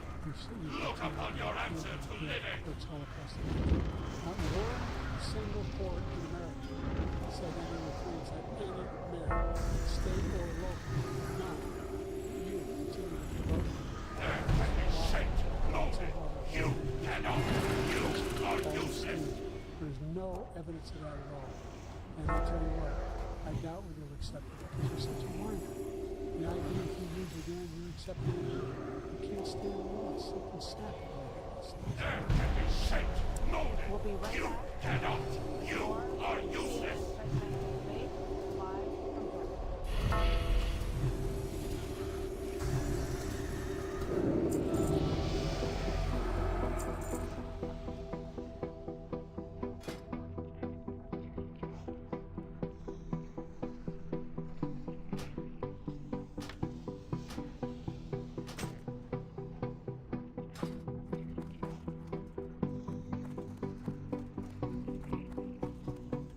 Need assistance? Alrighty then.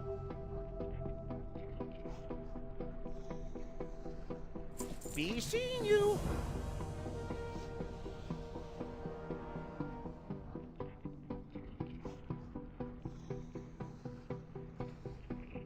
You have a great day.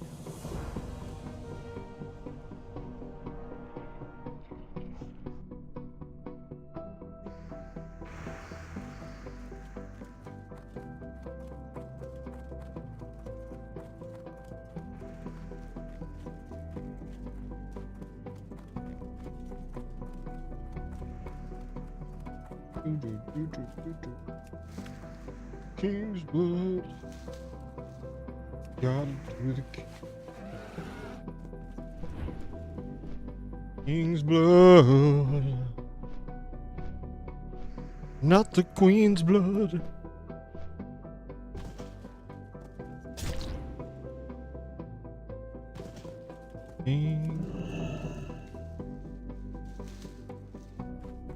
Fire thorn. Fire. Fire.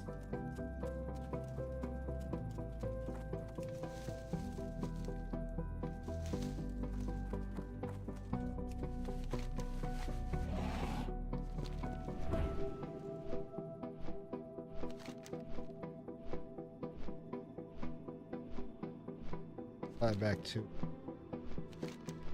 This seems like the place for what we need. Let me Well met. fly back to Stormwind. Now we're gonna we'll set our thing here. We're gonna get the I wanna see if there's a tabard.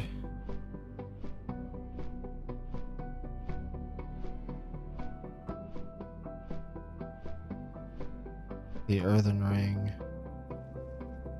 I don't know if they're in Hygel or I already know where they are.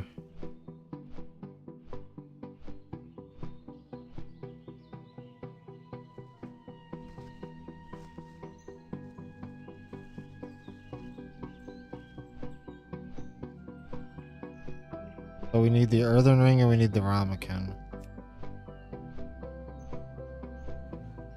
For our shit.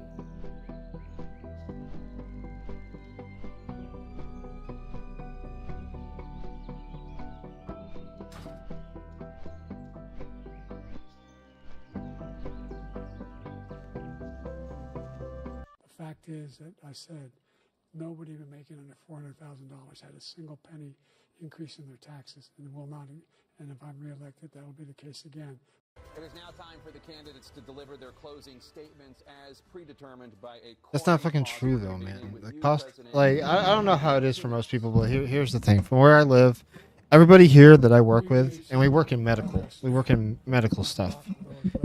We all have to work overtime or work second jobs to pay bills and to buy groceries. I'm paying 4 times the amount of groceries for less groceries. I think the tax system is fair. The fact is that I said nobody even making under $400,000 had a single penny. And like I'm buying stuff to meal prep, and it's like not expensive shit. It's chicken. Chicken was like $2-3 a pack 4 years ago. Now it's like $8-9 a pack, depending on what it is. Sometimes more. That's like a 300% increase across the board. And that shit adds up because that's like I'm fucking feeding 2 people. Luckily, I don't have fucking kids because I only have me and my wife to look after. But fuck me, man. If I had to fucking feed kids too, we would be out on the fucking street because I wouldn't be able to afford a house. I can barely afford the rent for the goddamn apartment I fucking have.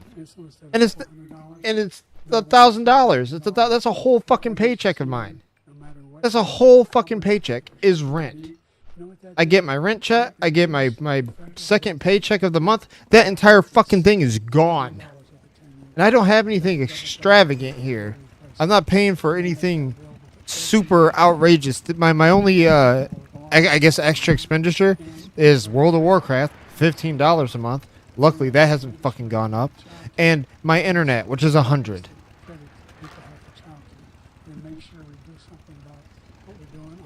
Everything else is baseline shit. I don't even have any streaming service. The only streaming service I have is the one I get free with my cell phone, which is Netflix. I get Netflix free with my cell phone. I have free Crunchyroll. I mean, that's literally it. I am fucking broke. Fucking broke. And why? Because inflation's gone through the fucking roof. And it's all because gas got expensive. If gas gets expensive, everything else gets expensive because it gets more expensive to produce shit and to transport shit. So the cost of everything fucking goes up. It should have never happened. Iran was broke. Anybody that did business with Iran, including China, they couldn't do business with the United States. They all passed. Iran was broke. They had no Literally it. And the refusal to adopt any alternative energy, because green energy is not going to fucking make it cheaper. It's going to be way more fucking expensive. They're going to tax the shit out of it. Now, if they went nuclear, an alternative source of energy, it would lower the cost of gas because gas would only be used for fucking vehicles and other petroleum products instead of fucking powering your homes. And that would be cheaper, making gas cheaper, making everything else cheaper. Production of everything else would be cheaper if we had an alternative energy source, but everybody's fucking terrified of nuclear because of fucking Chernobyl, because they think that fucking goddamn Russians had great safety standards, which they didn't. They had shit safety standards, and they want to be afraid of nuclear energy because of fucking that. It's stupid. Sorry, got a little pissed there. When he says the fucking economy's good, the economy's not fucking good. Your average American is suffering. Your middle class American is suffering. You know who's not suffering? The people who already fucking had houses. Yeah, their taxes have gone down. Yeah, because they don't know. Everybody who has all their shit paid off already, they fucking know. So all of these things, we're in a failing nation, but it's not going to be failing anymore. We're going to make it great again. Fucking stupid. President Biden, stay with us because we have full analysis of this debate. Anderson Cooper and Aaron Burnett starts now on CNN. That's the end of that debate, guys. See what our people are saying. See what Tim's. Watch a feed from a building across the street because they believe there may be a medical emergency involving one of the presidential candidates requiring on-scene coverage. Okay, when I saw this, I said, no way. No way. And then I checked. Paul Sperry's a senior reporter for Real Clear Investigations, a New York Post columnist. This is not some random dude. This is a reporter for a well-known, very credible organization with 500,000 followers reporting this. What is this concern that journalists have? And we got 2 working adults in this fucking house, and we're barely fucking making it. You want to tip the odds in your favor. You want it's ridiculous. Maybe. So in November, I was like, my scenario for how they swap Biden out is Joe Biden is doing a rally in California, and he's waving. He's like, we got to win. Come on, man. And then he's talking to the audience. He's like, we stand here. And he grabs his chest. Gavin Newsom throws his jacket off, rolls up his sleeves, runs out, grabs Joe Biden, starts giving him chest compressions, and he's like, get out of here. And then Joe Biden's fine. It was a minor cardiac event, they would call it. Okay, what are we doing here? But Gavin Newsom will be the man who saved. Oh yeah, I need to go find. He would go on tour on every major network, and I'm not like that. What are we I'm just doing? saying, if the CIA had a plan for how you can swap out Biden, that's the way to do it, baby. For the reporters now to be like, yeah, this that's might happen, just and this is the White House I'm press sorry corps. if I got fucking triggered. How much you want to bet? Like, I'm just saying, people don't understand the yes, the economy from a some CIA guy's going to tell the reporters fucking Wall Street because we need the perspective. Yes, it absolutely fucking is. But when eggs are double the cost of what they used to be 4 years ago, milk's double the cost, gas is double the cost. Well, gas isn't double the cost, but it's more expensive. Really good now. No, Shane, you bring this up. I have to say this. this. It's just, on the it's hat. fucking brutal, man. 1969 Apollo moon landing missions. Oh, let me. They weren't allowed to have a I need to feed do of this it. real They quick had to before film we the even do feed. anything So there else. is I have something weird when to they're trying to my not let them heart have to access. do. Biden is a simulation. Well, maybe, or maybe he's Jim Carrey. It's wearing just a mask. that I don't know. that just shows how fucking out of touch you are with the rest of the fucking country. Man, everybody's struggling here. And to belittle it and say that everything's fucking fine when I know that everything isn't fine pisses me the fuck off. It's not fine. landing denier. What a controversial thing to say in this room. Space. In clouds, I've heard. And it's like, Speaking of it's like my house is on fire, and everybody around me like every fucking politician is like, no, your house isn't on fire. Fine. To go to Antarctica. Yes, it's fucking fine. The final experiment. Listen to this, Tim. You guys think I'm all crazy? You guys off, though. It is. Yeah, thank you. You know. Way to trigger. Now I'm all triggered. It's literally what it is. I'm getting kicked in the fucking dick every day I wake up. Experiment on December 18th. If there's a 24-hour sun in Antarctica, it proves the shape of the Earth. I know it sounds crazy, but you have to send me to Antarctica. Yeah, we should live stream. You said that. Wake up and I'm getting kicked in the fucking dick. Well, we're going to Antarctica to prove the shape of the Earth now. Do the logistics. Oh no, I got it. No, Google it. It's called the final experiment, and it's this Looks like pastor. flat earthers. Yes, flat earthers are going there with round earthers, Dave McKeegan and this guy Jaron Campanella, and they're going to go discover the shape of the Earth. And you're going to send me, and we're going to prove that it's. Is there a not quartermaster here? They're called globulists. Globulists, yes, you. Would you like to globeheads, purchase You're not something? allowed to wear. Globetards. You're not allowed to wear regular pants. You have to wear shorts. No, not in Antarctica. No, we're going to the. I'm trying to find the quartermaster so I can buy the tablet so I can I know you are. But you're farm the saying rep you from go, doing like, dungeons. January? No, you go December 18th. It's you have to go. And Summer down there. Yeah, it's a summer there. Yes, It's actually like 60 degrees. No, I'm not but kidding. it's still cold. It's still Oh, snowy. I'm Portal pretty sure. to There's and so. This You was know, I've wild been playing because this we game had for a on, fucking long time, I can't remember and I the didn't guy's even know name. there was a He Portal to actually- There's. he's- what's the guy's name who does the he tracks solar flares and stuff? We don't want culture work. Ben? Yeah, we did it with Corsetti. Right, and he pointed out that there are glaciers in Indonesia at the equator, and I was like, what? And he's like, this is not a conspiracy. This is the truth. And I was like, for real? I was like, Google it, and I did. Yeah, it's high elevation. Yeah. So glaciers that, for whatever reason, are at Can't the go equator there. where it's warm, Can't high find it. elevated, and the idea is that when the tilt of the Earth, when the Earth shifts its tilt, the cold sections move to the warm sections, but the high elevation ice won't melt for a very, very, very, very long time. And so there's actually glaciers in Indonesia. I don't know what this has to do with the politics of this country. Well, because we're talking about the moon landing. Yeah, let's get back to the politics. I'm just saying, Tim Pool is going to prove the shape of the Earth, and I'm going to do it for him. Hannah Claire, when you're talking about all the reasons they couldn't brought But up, yeah, reminded me I of mean, going I'm not to a trying to be debate in fucking California that pissed about made this. all the journalists sit in a Fuck tent me, man. off-site. There was a few select Nigel. people able to sit in the front What row if they and have watch that one? one. Nigel, So with it the just seems Guardians. like, I don't know. It could be a ploy for them to be like, hey, we need you in there. I have to go to Vashir to Not find a just because quartermaster. It's a convicted felon for the first time debating a pile of skin, you know? It'll be fascinating to see for sure. I mean, I could understand where if you're the White House press corps, you're like, you mean you make us talk to Corinne Jean-Pierre every day and we don't even get to be there for this? Like, I would be mad as well. For sure.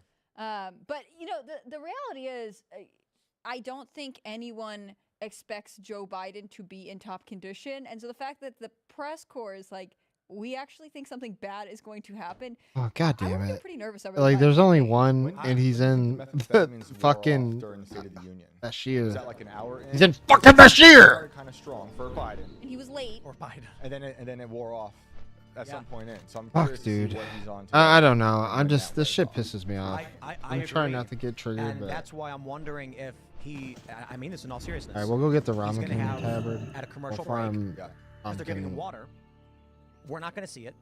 He'll grab a couple of. It's a quartermaster. Yeah, you think he's going to take it like that? I bet he's probably like shooting it up. They're probably giving like, you know how you do the NAD drips? They're probably giving him- They're not allowed to confer. So I wouldn't be surprised if they were like, take this right before the debate. At the first commercial break, take your next one. At the next commercial break, take your next one. And that'll keep you steady. If I were Trump, I'd ask. Yeah, I'm surprised how steady Biden was during that, to be honest. That's actually a really good point, too. They could just mix and. Doesn't that count as performance-enhancing drugs? Yes. Right. I mean, there's no rule against performance-enhancing drugs. I don't want debates, Sammy right? Sosa on the debate stage. Yo, what's wild is the corporate press has been claiming the right is pushing conspiracy theories that Biden is on drugs. And it's like, he's an 80-year-old man. I mean, why is it a conspiracy theory? It is a hypothesis that an old man requires medication. Yeah. They probably both are. I grew up Where's watching The he at? Simpsons, and Abe Simpson had his little thing full of pills for all of the days, right? Like, this is a normal thing to understand that older people take a variety of medications. I take Prilosec twice a day. What does that do? It's for acid reflux because of my singing. It messes up my Oh, right, yeah, right. But, you know, Performance-enhancing drug. performance-enhancing drug. There you go. Prilosec twice a day so that way I can sing and not blow my Good voice old out. I mean, it's just the quartermaster. mainstream media who's like, you guys are assuming it's illicit drugs. Like, no, everyone assumes I hear there is it. some doctor that will give Joe Biden whatever he wants. Wouldn't it be funny though? Never to Like, the at some rock. point in the debate, you see Biden like reach in and pull something out and put it in his mouth, and it's just like Advil. What do you think the effect? And then everyone's like, "That's it." But it'd be funnier if you dropped it on the floor and went after Does it say? Hilarious, like chasing a Blizzard isn't detecting white, gray, quality Biden started transparency. vaping in the middle of this. No, you He would win Gen Z. He'd win the Xbox on vote. and smoke crack. I wouldn't be surprised if you just took a little hit of crack. Okay. Medicinal crack. I was thinking the commercial breaks were going to act as his handlers coming out like NASCAR people, you know, to do the tires real quick and then just walk away. But they can't, what do you think? right? They can't at Which all. is fascinating. Trump should ask him if he wants to go to a strip club after the show. That would be something else. Didn't they say that he spent the last week practicing standing up? I mean, I don't know if that's a right way. No. Seriously, that's what they said. Yes, he's been in Delaware just I've working on walking to a podium. I'm Yeah, not, he's been at Camp David practicing the whole David, thing, yeah. but they do have him stand. I mean, I don't know how different that is from typical protocol. But They're having him training standing. stage. Stand up. When you're a Frankenstein That's the monster. thing. Like, does this tell us that actually he has some kind of vertigo, right? And he's going to potentially just lose balance and No. fall over? They've got. Here's you get this thing, right? It's a small metal device that you unfold, and it goes in your pants and around your waist, and it provides extra support at your feet. An You can- exoskeleton, basically. But these are real things. Yeah. They're not hidden, but you can actually buy these things. I don't know if they ever took off, but you wear it around your waist, and when you lean back to sit down, Yeah, legs come out when you that. sit down.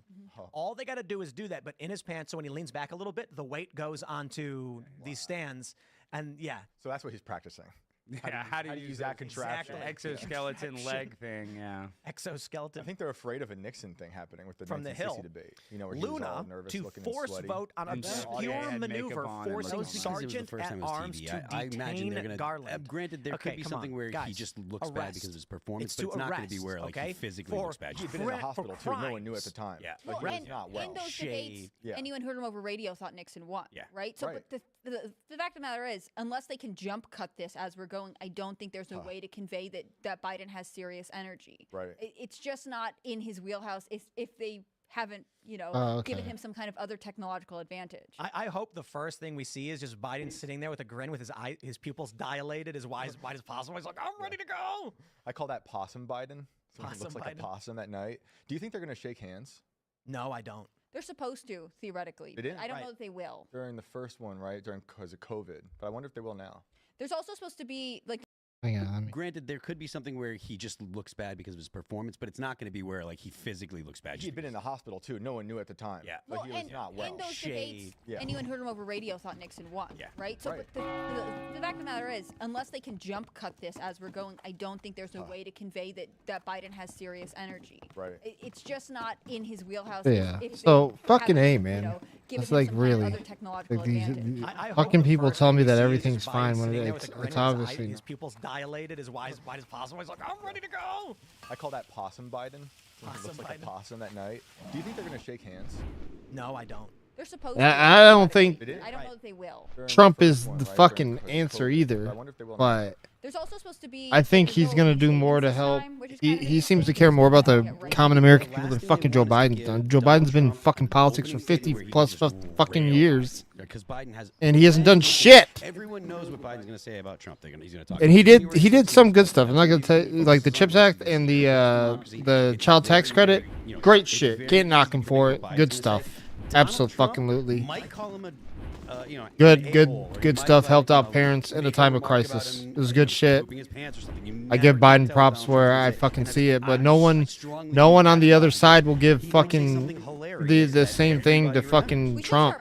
The Abraham Accords, the energy independence. We were a fucking major exporter of fucking energy, which was a boon overall. The New York Post is a drinking game. The more affordable medications like fucking EpiPen. Let's see what their plan is. Now, Like apparently EpiPen they're was very fucking adamant, good. like, make sure you drink Like responsibly and have the water. cheaper EpiPens was Telling fucking people to get amazing. Where the drunk fuck are during we? debate, you know, assume liability to say, We in Grimble whether Toll? Democrat, Republican, or Independent, whether you support beer, wine, or liquor, grab your preferred beverage and a copy of the rules and tune in Yeah, at it's just 9. All Grimble right, what are the Toll. rules? What do we got? Oh, it says play for money. Oh, hey. Bragging rights. What you really should You're do is drunk and everybody rich. should have We need a water, but bingo. you lock the Alright. bathroom. Every time a candidate references the election being the most important of our lifetime, with the do the same with the phrase. Take a sip of water. Okay, this is interesting. Take a sip of water if they mention the most important election of our lifetime, or say inflection point, from Biden, or Trump says not gonna have a country. Then drink if, whenever the camera pans to Jake Tapper and Dana Bash, oh, why? That's stupid. Don't do that. That's They're making you drink water then? They're like, No, trying no. to make sure you stay hydrated. That's alcohol. Oh my gosh. A sip of your drink. Every time Trump says crooked or Biden says, come on, man, that I agree with. Whenever Trump references the Biden crime family, agreed. Whenever a candidate uses a 3-letter acronym, when Trump brings up migrant crime, when either candidate Gotta heal. it says take a shot when Biden refers to Trump as a convicted felon, when one candidate interrupts another, but their mics are cut off. If candidate wags, they can still try to them. If candidate wags his finger at another candidate while making a point, if they, when either candidate brings up water, they already said that one. Where's the part where Biden's teeth fall? And that's happened before. That happened at the Democrat primary. He turned around and he turned around and started fidgeting because he was. What, does he have dentures? Yes. Oh wow. He was talking and he was like, "You're all," and it happens to Nancy Pelosi too. It starts slipping and then he turned around and straightened and pushed him back in or something. They're career politicians. Why wouldn't they have a more permanent fixture? Yeah, that when you get old enough, it's just You can't like stick any kind of false teeth. You just have to have a I'm not sure about implants. like veneer, right? Yeah, but Like and implants screw into the bone, and you at a certain age they might just say you're not going to recover well enough from it, so they just recommend dentures. Probably one of those things we have to do before a certain age if you're going to. How much would you pay for Joe Biden's dentures if you could get a set of them? You'd have to pay me. No, someone would pay. You want to know? Can you grab those? You want to know how much he would pay for it? Pass him down, and we'll bring it around. I don't know. For sure, but I guarantee if he You want to hold that one up? got like nice veneers, it'd be like 75 grand. Veneers would pay a lot. Yo, guys, check this out. Hilarious. So I'm holding right here President Donald Trump on a coin. We can't really zoom in or anything. Here, hold on. Hold up Alex's camera. There you go. Look at that. Which one you got? Back it up. Back it up. Now down a little bit. There you go. There's Trump in prison. Now flip it around. And there's Biden being sworn in. Now take this one, Alex. Here, take the other one. We get. Okay, wait. Here you go. Here's the other one. Wait. There you go. There you go. There's Trump being sworn in, and on the back. Move to your left. There you go. A little bit up. There you go. Now flip over the Trump one so they can see the back with Biden in prison. These are awesome. Whoever made this is a genius. I saw that commercial and it was like, get your president for prison coin. With Biden being sworn in and Trump in prison, or Trump being sworn in with Biden in prison. My favorite thing is they're silver plated. No, my favorite thing is they're like the 2024 edition, meaning like this will just be something we do from here on out. It's true though. Why not? Yep. Yo, who do you have for the president for prison 2028? It's like Vivek Ramaswamy and Pete Buttigieg. I don't know. Like the Super Bowl when they make a bunch of stuff that like is like, oh, this team won, but actually it's the other stuff. So they have all this other merch that they like throw away or ship It goes to Africa. Right, we're gonna have all these like coins that are actually the other one. Although in this case, you know, they have fixed that by just producing both set of coins. Actually, it's really interesting because remember that newspaper that's like what did it say? Truman loses or something? Truman defeated. Was that what it was? And then, and he was holding it up when he won, and they printed the wrong newspaper because they print them in advance. Wasn't there something like that with Hillary Clinton too? Yes, they actually printed Hillary Clinton, Madam President magazines and sent them out, and they didn't have one for Trump because they were like, Hillary's gonna win, and then she didn't, and so it's like a collector's item now. Well, not to make it about me, but that was what woke me up about the election when they said Hillary had a 99% chance to win the election the day of in 2016, and she got killed. I think that showed me the news. I love watching the news on New York Times website. Calling papers first. Throughout the night, just going. Well, we all watch those playbacks of like CNN or MSNBC where the commenters are getting like, they're like, yeah, everything's great, and then as the hours go on, they're like, yeah, I don't really know what's happening. I can't really explain it. Like there is actual sort of defeat in their eyes, which is sort of fascinating. It was a time. I mean, it really was a different history, and I think that's also why this debate is so fascinating because we have two presidents of the United States facing off again, having already done this, and they both potentially get to see re-elected, to be elected to office. Like, it is wild to me this we're in, especially after all the narrative like everyone's too old, You know what's even crazy? Bill Clinton. Younger than Trump? how bad Bill. Yes, Bill Clinton 76. He looks terrible. What? He's 77 years old. Yeah, he's a little bit. He's like just very. Trump turned 78 now. Just turned 78 right. days ago. Wow. Let's grab the rest of this drinking. I want to see what they're talking about. All right. So they if they promise not to touch entitlements, they want you to drink. Take a shot, I guess. It says take 2 shots whenever Trump calls Biden sleepy. Wow, that's bold. Every time the word Russia is mentioned. It says take 2 shots when Biden asks Trump and Republicans what are they for. This is nuts. It says take 2 shots when Biden asks Trump what are they for. When he says he's proud of convicted first son Hunter. Fucking A. Whenever Trump calls Biden sleepy, if either candidate brings up Hunter's laptop, chug your beer if a candidate calls for the other to be jailed. If either candidate looks like they're falling asleep, well, that's just gonna be Biden. Finish all the liquor in your cabinet if Trump and Biden actually agree on something. Dude, no. They're obviously gonna agree on stuff. That's silly. I'm sorry. New York Post, I get your point. Trump's gonna say something like, look, we want everyone in this country to have affordable health care, and that's our plan. It's a very, very generic, and Biden's going to say, well, I completely agree. Of course we do. And that's a very generic thing to agree on. Of course they're going to agree on stuff. They're like, human beings want stuff. If Trump went out and said, I think Americans should have access to clean drinking water, and Biden was like, agreed.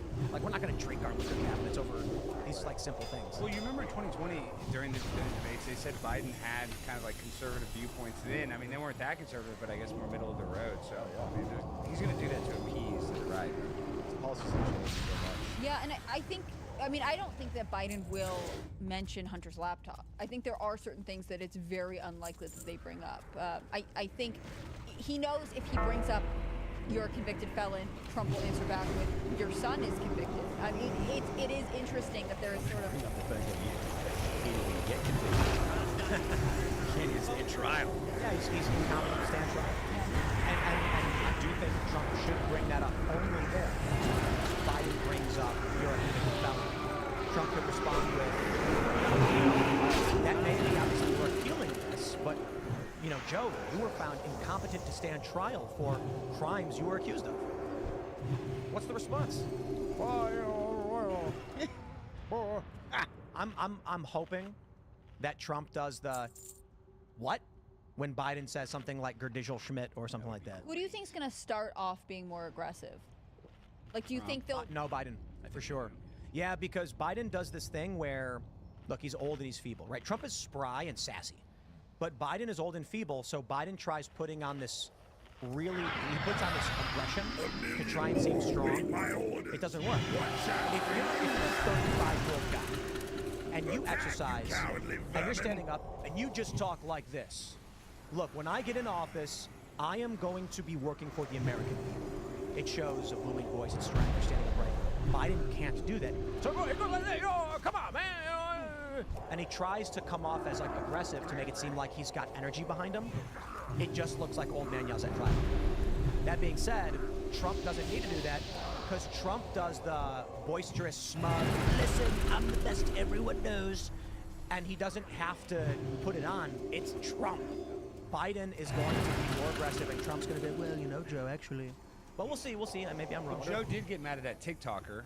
Oh, he's been mad a bunch of times. He gets mad. Like, he really has a problem with his temper. And it's historical. Like, I mean, it's something that he's done multiple times. Back in the 90s and the 80s, he's gotten... Just ask Clarence Thomas. Yeah. He's gotten feisty with people, and it doesn't come off well when he does, either. No. He doesn't... It's not like... He doesn't come across as, like, assertive and strong. He comes off as easily shaken, especially now at this age.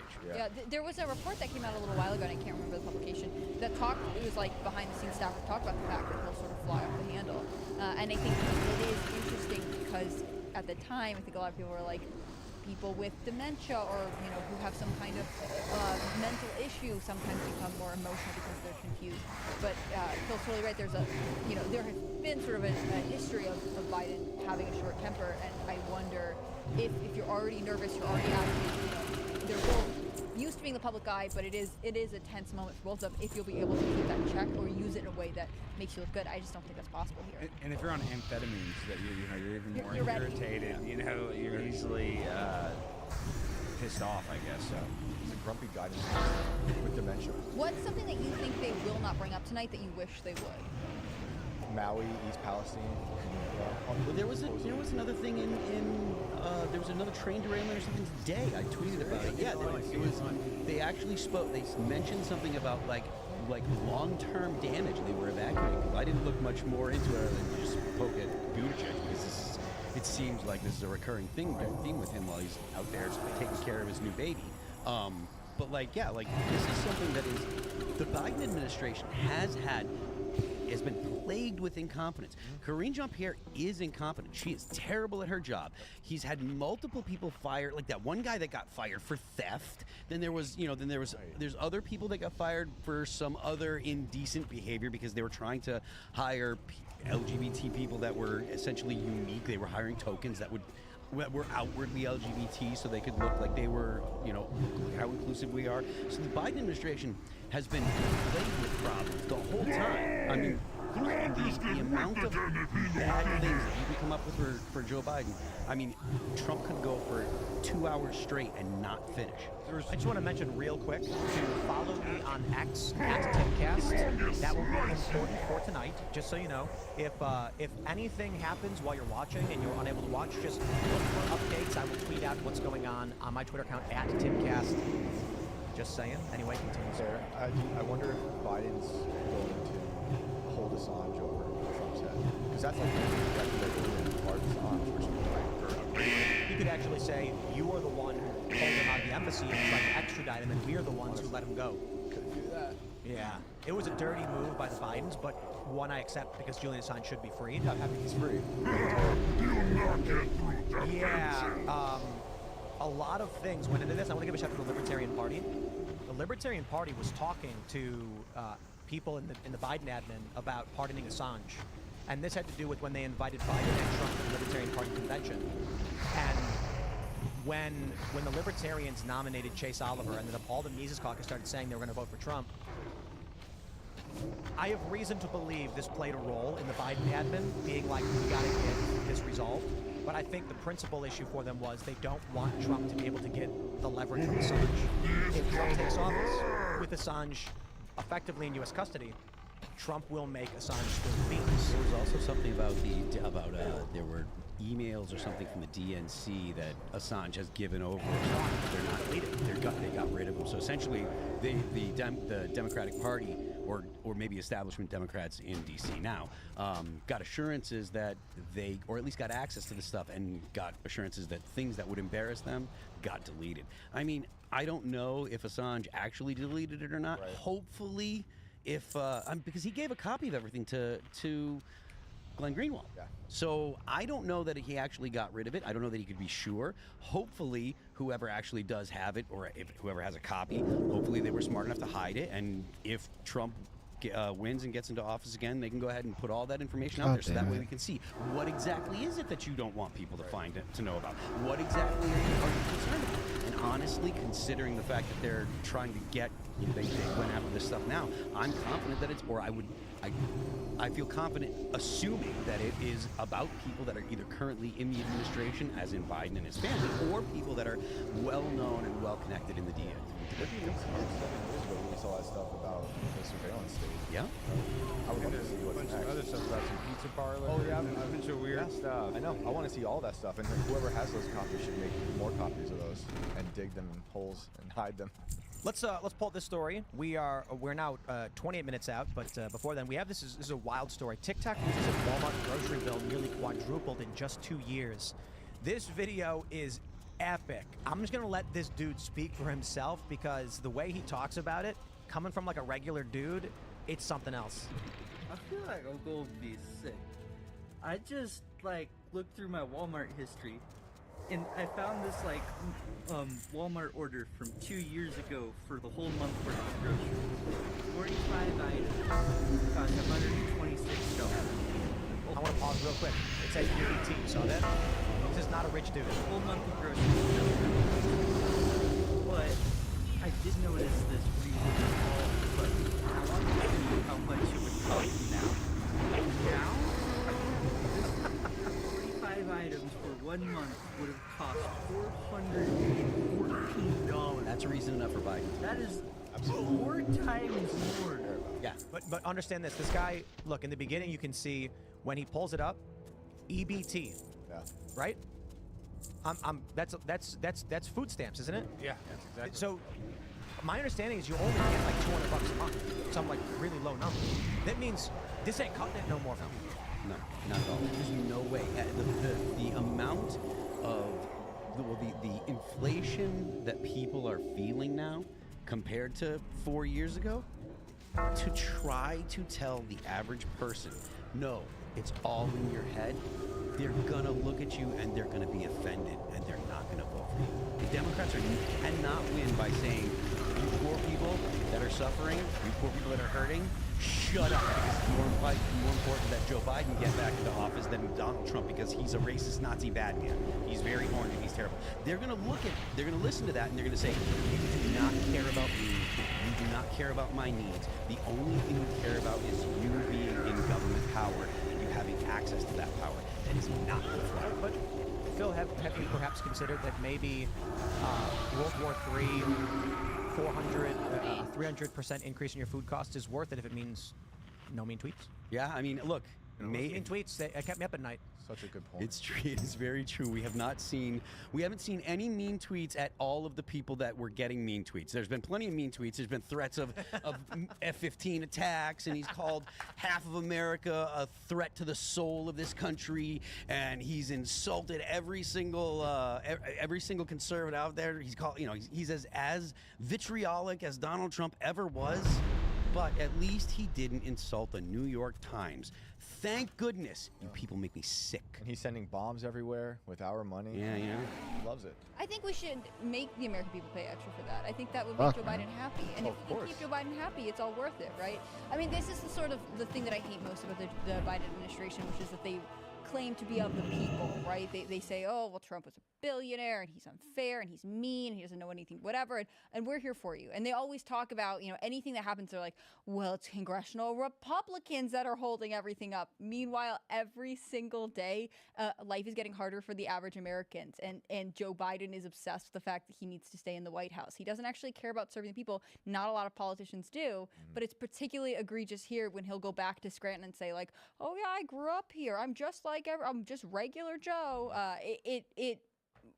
It just seems so sick. He doesn't have the capacity to lie like that anymore. He might have been able to get away with that stuff 20 years ago, but now, I can't keep his lies straight anymore. He can't. I heard CNN. I don't know if it was CNN, but I heard one of the more mainstream channels, legacy channels, talking about the fact that Joe Biden does have a problem telling the truth, whether it's corn pop or his uncle's a cannibal or whatever. He lied about his uncle. Yeah, he lied about everything. Cannibal. Oh, okay. He lied about his law degree, where he graduated. He'll lie about anything. Guys, the most base thing ever is lying that your uncle was eaten by cannibals. Like, that is a story you want Grandpa to tell. My uncle crashed. He said that his uncle was a pilot who crashed, and they never found the remains because he crashed somewhere where there's a lot of cannibals. Unreal. Which was like, are you saying your uncle was eaten? That's when I was like, maybe he's from a different timeline.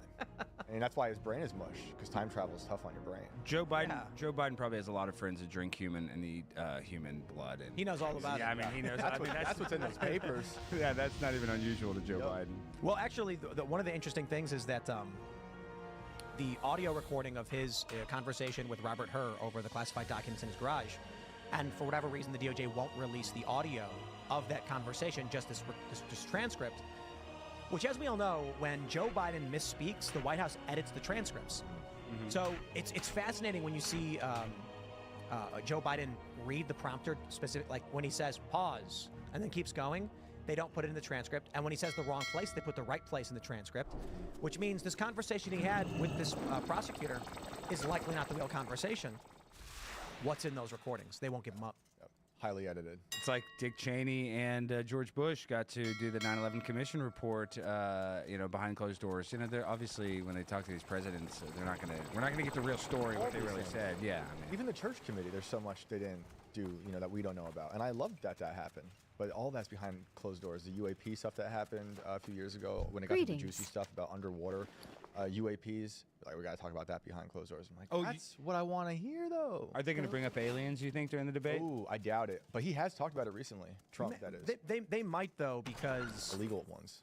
Well, yes, but I mean, like, extraterrestrials and UFOs might come up. It's an hour and a half, but it might come up because CNN knows they got to throw in some of that WWE stuff. Yeah. It is Thursday Night SmackDown. Clickbait. Right. Yeah. Yep. I would love it if they brought up UFOs. But I think they're going to try and play it very boring. I think so. It's going to be probably more boring than we expect because of the muted mics. It's going to be hard for Trump to interject the way we would love him to. Yeah, I think it'll be more interesting when he does, because there's no way Trump makes it through a whole 90 minutes without making any kind of side comment, regardless of if his mic is on or not, which means it'll just be distracting to Joe Biden. Yeah. You're going to get a moment where Joe Biden's trying to deliver a monologue straight to the camera, but he keeps hearing that Trump is talking to him. And that's sort of hilarious, you know? Like, the thing about presidential debates is that I don't actually think that you have a substantive discussion of policy, right? It's not like we're like, oh, your points are interesting, and maybe if we worked on this. Like, it is about the personality showdown, and Trump is the bigger personality in the room, especially if Joe Biden is as fatigued as we all believe that he is at this point. I mean, he is different than he was in 2020, in 2016, and I think that's where Trump knows he has the advantage, because ultimately his personality is distracting to Biden, who is emotional about it. I mean, if anyone believes Orange Man is bad, it's definitely Joe Biden. When you say he's different, you mean because they're replacing him with a clone every few days? You know, I would only speculate. I'm not sure, but it does seem like he is not the same Joe Biden that was in the Senate. I really enjoy watching Trump debate, but I was watching older debates where they actually did have real conversations about policies and real numbers and stuff. Like the first Nixon-Kennedy one is kind of amazing. They do agree a lot in that one. They're like, well, I agree with this person and that. And the American people are silent, the audience is quiet, and people are engaged. And it's just, you can see the slow decay of that when you get to like Bush, Gore, who's like laughing and condescending. I'd actually really like to see a presidential town hall, you know, where they have both candidates there. It's a little bit less structured, and also they take questions from a live audience, because I just think that would be the biggest contrast between the two. Because ultimately, we know that Trump really thrives when he has people talk to, when he's entertaining and he can see them. And I think there is a reason that Joe Biden doesn't do a lot of press conferences, that he always seems to be just speaking to reporters and very infrequently, right? You would see the biggest contrast in that setting, in my opinion. I mean, I don't know how charismatic Joe Biden is in comparison. I don't know how charismatic Joe Biden is. I'm sure that compared to Donald Trump, he's probably like, you know, a shoe. So, because Donald Trump is hilarious. How are you? But at the same time, like, I don't feel like you can actually achieve that kind of level of success in politics, even to get to be a senator. Like, I don't feel like you can achieve that kind of success unless you can, you know, make people feel like you do have their interest, because you at least have to be able to nail down donations and stuff like that. So you have to be able to do some, you know, some kind of interacting with people and have to be somewhat personable. But when you're contrasting it with a showman like Donald Trump, someone that is genuinely an outgoing, wants to be funny, wants all the attention kind of dude, I think that it would show clearly. I mean, look at the way that the camera follows Barack Obama around when they're together. Joe Biden is like, they don't even give him a second thought. They don't care. Like a pet puppy. Yeah, it's well, like he has to be let off the stage. Right? It's always on Barack Obama. No one cares, and you can see the frustration on Joe's face. So I imagine there would be something similar if he were to be in a situation like that with Donald Trump, because, again, he's not a compelling person. And the only reason that he is even the president is because he's not Donald Trump. Right. Like would Donald Trump get bonus points if he helped walk Joe Biden off stage like Barack did? I think. Would that help him if he was I think like, it might. I think it would. I think it would. Get under Joe's skin. Yeah, it would. Yeah, he definitely do. That's what he should do. Act like he's his paramedic or his helper, and Well, just do you try to think get there'll him be a off moment stage. when Trump is like, "Are you okay?" You know, that would be smart. You know, Are just you having a like- medical emergency, Joe? I'm sorry, Joe. Are you okay? I'll continue, Joe. Didn't Trump recently, or his campaign, say that Biden was a good debater at one point? Like they, He said like, worthy debater. Worthy And life. I mean, Joe Biden is a career politician. He did, you know, he's done vice presidential debates. He debated Trump last time, and I know a lot of people feel like Trump came out too hot, and there were bad moments there. Again, this is where I go back to, Joe Biden doesn't even seem to be in the same condition that he was when he took office. It really seems like this is different. And I know this is, you know, any left-wing media listening is like, classic conservative thinking Joe Biden's better. Like, it's everything about him. It's not like one day he had a bad press conference. It's like clips of him at random, even when they light him correctly, even when they give him a scripted answer, he just doesn't seem to be the person that was running with Obama and doesn't seem to be the same person who was running in 2020. Think about how much Obama aged after 4 years, you know, and this guy aged rapidly. And his family is stressful. I mean, at least Obama had 2 like daughters who were in high school. I'm sure that's stressful in its own right, but like he has had all of this stuff. I mean, Hunter Biden alone has this crazy custody battle with his baby mama. Wow. He like has a whole, you know, he's got multiple legal issues going on. There is no relief if you're Joe Biden. I got to give a shout out to The Onion for this joke back in 2020. Because The Onion sucked back Here's what then, we'll but they do. still nailed it with this. Stress Here's of what we'll presidency do. already Here's ages this. Biden 10 years, and it is a rotted corpse. I mean, that's what I see today. That is today's Joe Biden. Yo, I can't believe The Onion actually made this. Because they've been pretty garbage for a long time. Until we get They better just get gear bought from. too, and they have their fellowship out right now. Yeah, it was by someone like Ezra Klein or something like that. Some I don't know. one of the nerds from Vice or something like that. I think This is based AF though. That's great. This is a good one. Do we think Trump announces his? You know, here's the thing. Trump said his VP is in attendance. He says my VP pick is in attendance. That doesn't mean he picked a VP. So like, let's say Tim Scott, Vivek, and JD Vance are all hanging out. Right. And he knows it's gonna be one of the 3. He goes, my pick is here. I think they are all hanging out at the RNC, right? You don't Like- think Burgum has a chance, Tim? I do, but I think it's the wrong choice. Absolute wrong choice. Even though he has the most political success, probably of all those 4 people you just named, or 3 others. I suppose the reason you'd go with Burgum is that you're trying to get older, run-of-the-mill people who are just like, I remember the 90s. Maybe boomers and silent generation who are going to vote. That makes sense. It does. But I'd still say that I don't think Tim. I think Tim Scott's bottom of the list. I like the guy, but I don't think it works. JD Vance, I would probably say is probably the best right now, but not my first pick. Honestly, I'd pick Vivek, but I also know that Vivek probably doesn't play politically as well as Burgum does. So it is tough. I don't like any of them. I like JD Vance. Yeah. I wish we had a better pick. I don't know who. It might be Burgum. It really Gotta might be. reload. I just think it's going to be Burgum just because he's a Fucking billionaire. Bagnon Trump bugged out, respects dude. That. I think he's the only of those 4 that's won. And he can spend money. Exactly, and he knows where to get the political donations. So I don't need donations. So I'm just saying he's connected. He knows the top of the top. If you're a governor of a state, that's a huge deal. So I just think that he would be the safe choice too. I like Vivek, but Vivek also is probably more of a loose cannon or wild card compared to Burgum, and maybe he doesn't want that. But And it's not totally clear who Vivek's constituents are all the time. Like he's Log really out, interesting. log He's back in. first on the scene. A lot of people like him, but if you are elected by a state, you know the region of which you're representing. And with Doug Burgum, I do think it's interesting that he's sort of this Midwest. Okay. I mean, I don't think you actually count Dakotas as Midwest. I don't really know, but Okay. this sort of agricultural. He is a billionaire. There is something There we there go. that other candidates don't have. I also think. I like JD Vance the best out of all the names that have been floated around. There are a lot of other options, but I think with Burgum, if you are this populist president, picking a governor is sort of an interesting move. Like I've heard the argument, somebody came on the show and made the argument that like someone who, like a senator is good because they would know how to use the Senate to best support whatever the administration's agenda is. But I think in terms of being like, I am a president for the people, governors are kind of more closely tied to the voting block, really. And so there is a symbolic nature. There's symbolism. Fucking opened it. You know, to be honest with you, now that you mention it, like when you bring up the Senate stuff, I do think that having someone that has at least a decent knowledge of the ins and outs of how the sausage is made, I think that does matter, especially because he's going to want to actually have policy. Like if he gets elected, there's going to be a lot of things that he's going to want to do. There's a lot of things he just talked about doing, and if he's going to start, cutting back on the Like, why? establishment, If I cutting click back on that, the why would that not be bureaucracy the and stuff, he's fucking gonna have to main know option? How to do it, because it's not as easy as just fire that guy, fire that guy, fire that guy. As much as I wish it was, they're going to have to do. They might even have to get creative to get rid of stuff and have Congress be able to pass laws to cut off funding or whatever, and see if they can just get things to dry up. But if you don't have someone that knows that and knows how to do it, you end up with what you got the first term, which is a lot of his policies and his ideas getting stymied by people that knew how the system worked better than he did. Rumble is down.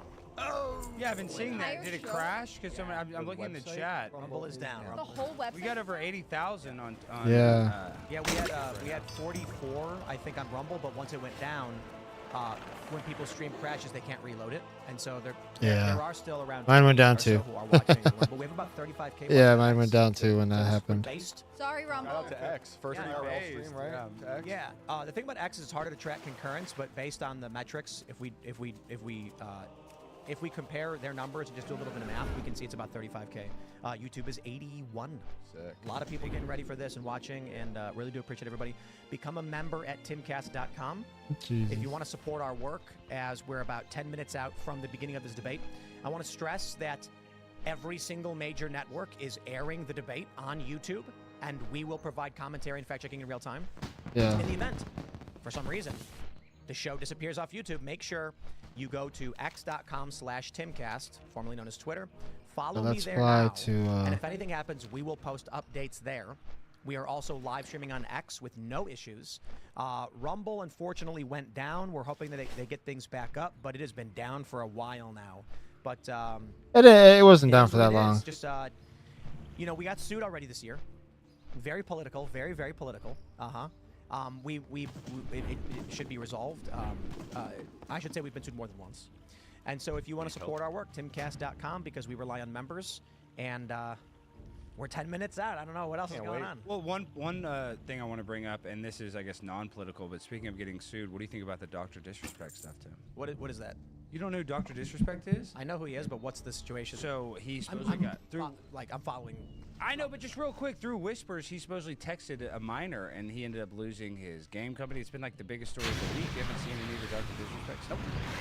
Wow. So he supposedly got in trouble. We're in different worlds, Alex. I know. I just can't. My world Chat hasn't know. You guys don't know who Dr. Disrespect Of course, is. I know who he is. But my point is, my concern was the coup that failed in Bolivia, and they arrested the general. Like, what? This guy's like the biggest Twitch streamer in the world, and then he's, he's sexting minors supposedly. And that's stuff. I mean, that's disgusting. Yeah. That being said, did you see the coup attempts in Bolivia? I'd like to talk about what Alex was talking. No. Yeah. Yo, that's crazy. They arrested the general. The president appointed a new military commander who immediately ordered the people to stand down. What people need to understand about military coups is that the troops involved in them usually don't know what's going on. The commanding officer says, hey, we're going into the palace, follow me. And they're like, what's happening? Oh, it's counter-terror. And then all of a sudden, it's like you're in a coup and they have no idea. Obama's sister was in a coup, too, in Africa this week. What? Yes, she was attacked. Obama's sister was attacked. Oh, that's right. Yeah, that's right. at the end They need to edit that rant into a fucking clip. Sorry, they might be overstating to say that she was involved in the coup. Well, it wasn't really running a coup, right? Like they were just it was large-scale demonstrations against some legislation they didn't want. But there was tear gas and everything deployed. It was really funny because I would watch CNN coverage of this and they'd be like, "We're gonna go now to a clip of Obama's half-sister talking." I'm gonna drop off. Dude, what right do you now. think this is I'll gonna be do? back in- Obama's gonna parachute in and save them? I Do some wonder stuff. if Rumble's being DDoS'd. Possible. Yeah. Very Distributed denial of service. I was I'll looking at their numbers, I'll check and it y'all is later. not the biggest I've ever seen. It is possible that Rumble, being a small company, is having a harder time dealing with the overload. But Crowder had a way bigger stream before with like 500,000 concurrent viewers. I got my own video. That's funny. I'm sorry. This is my video.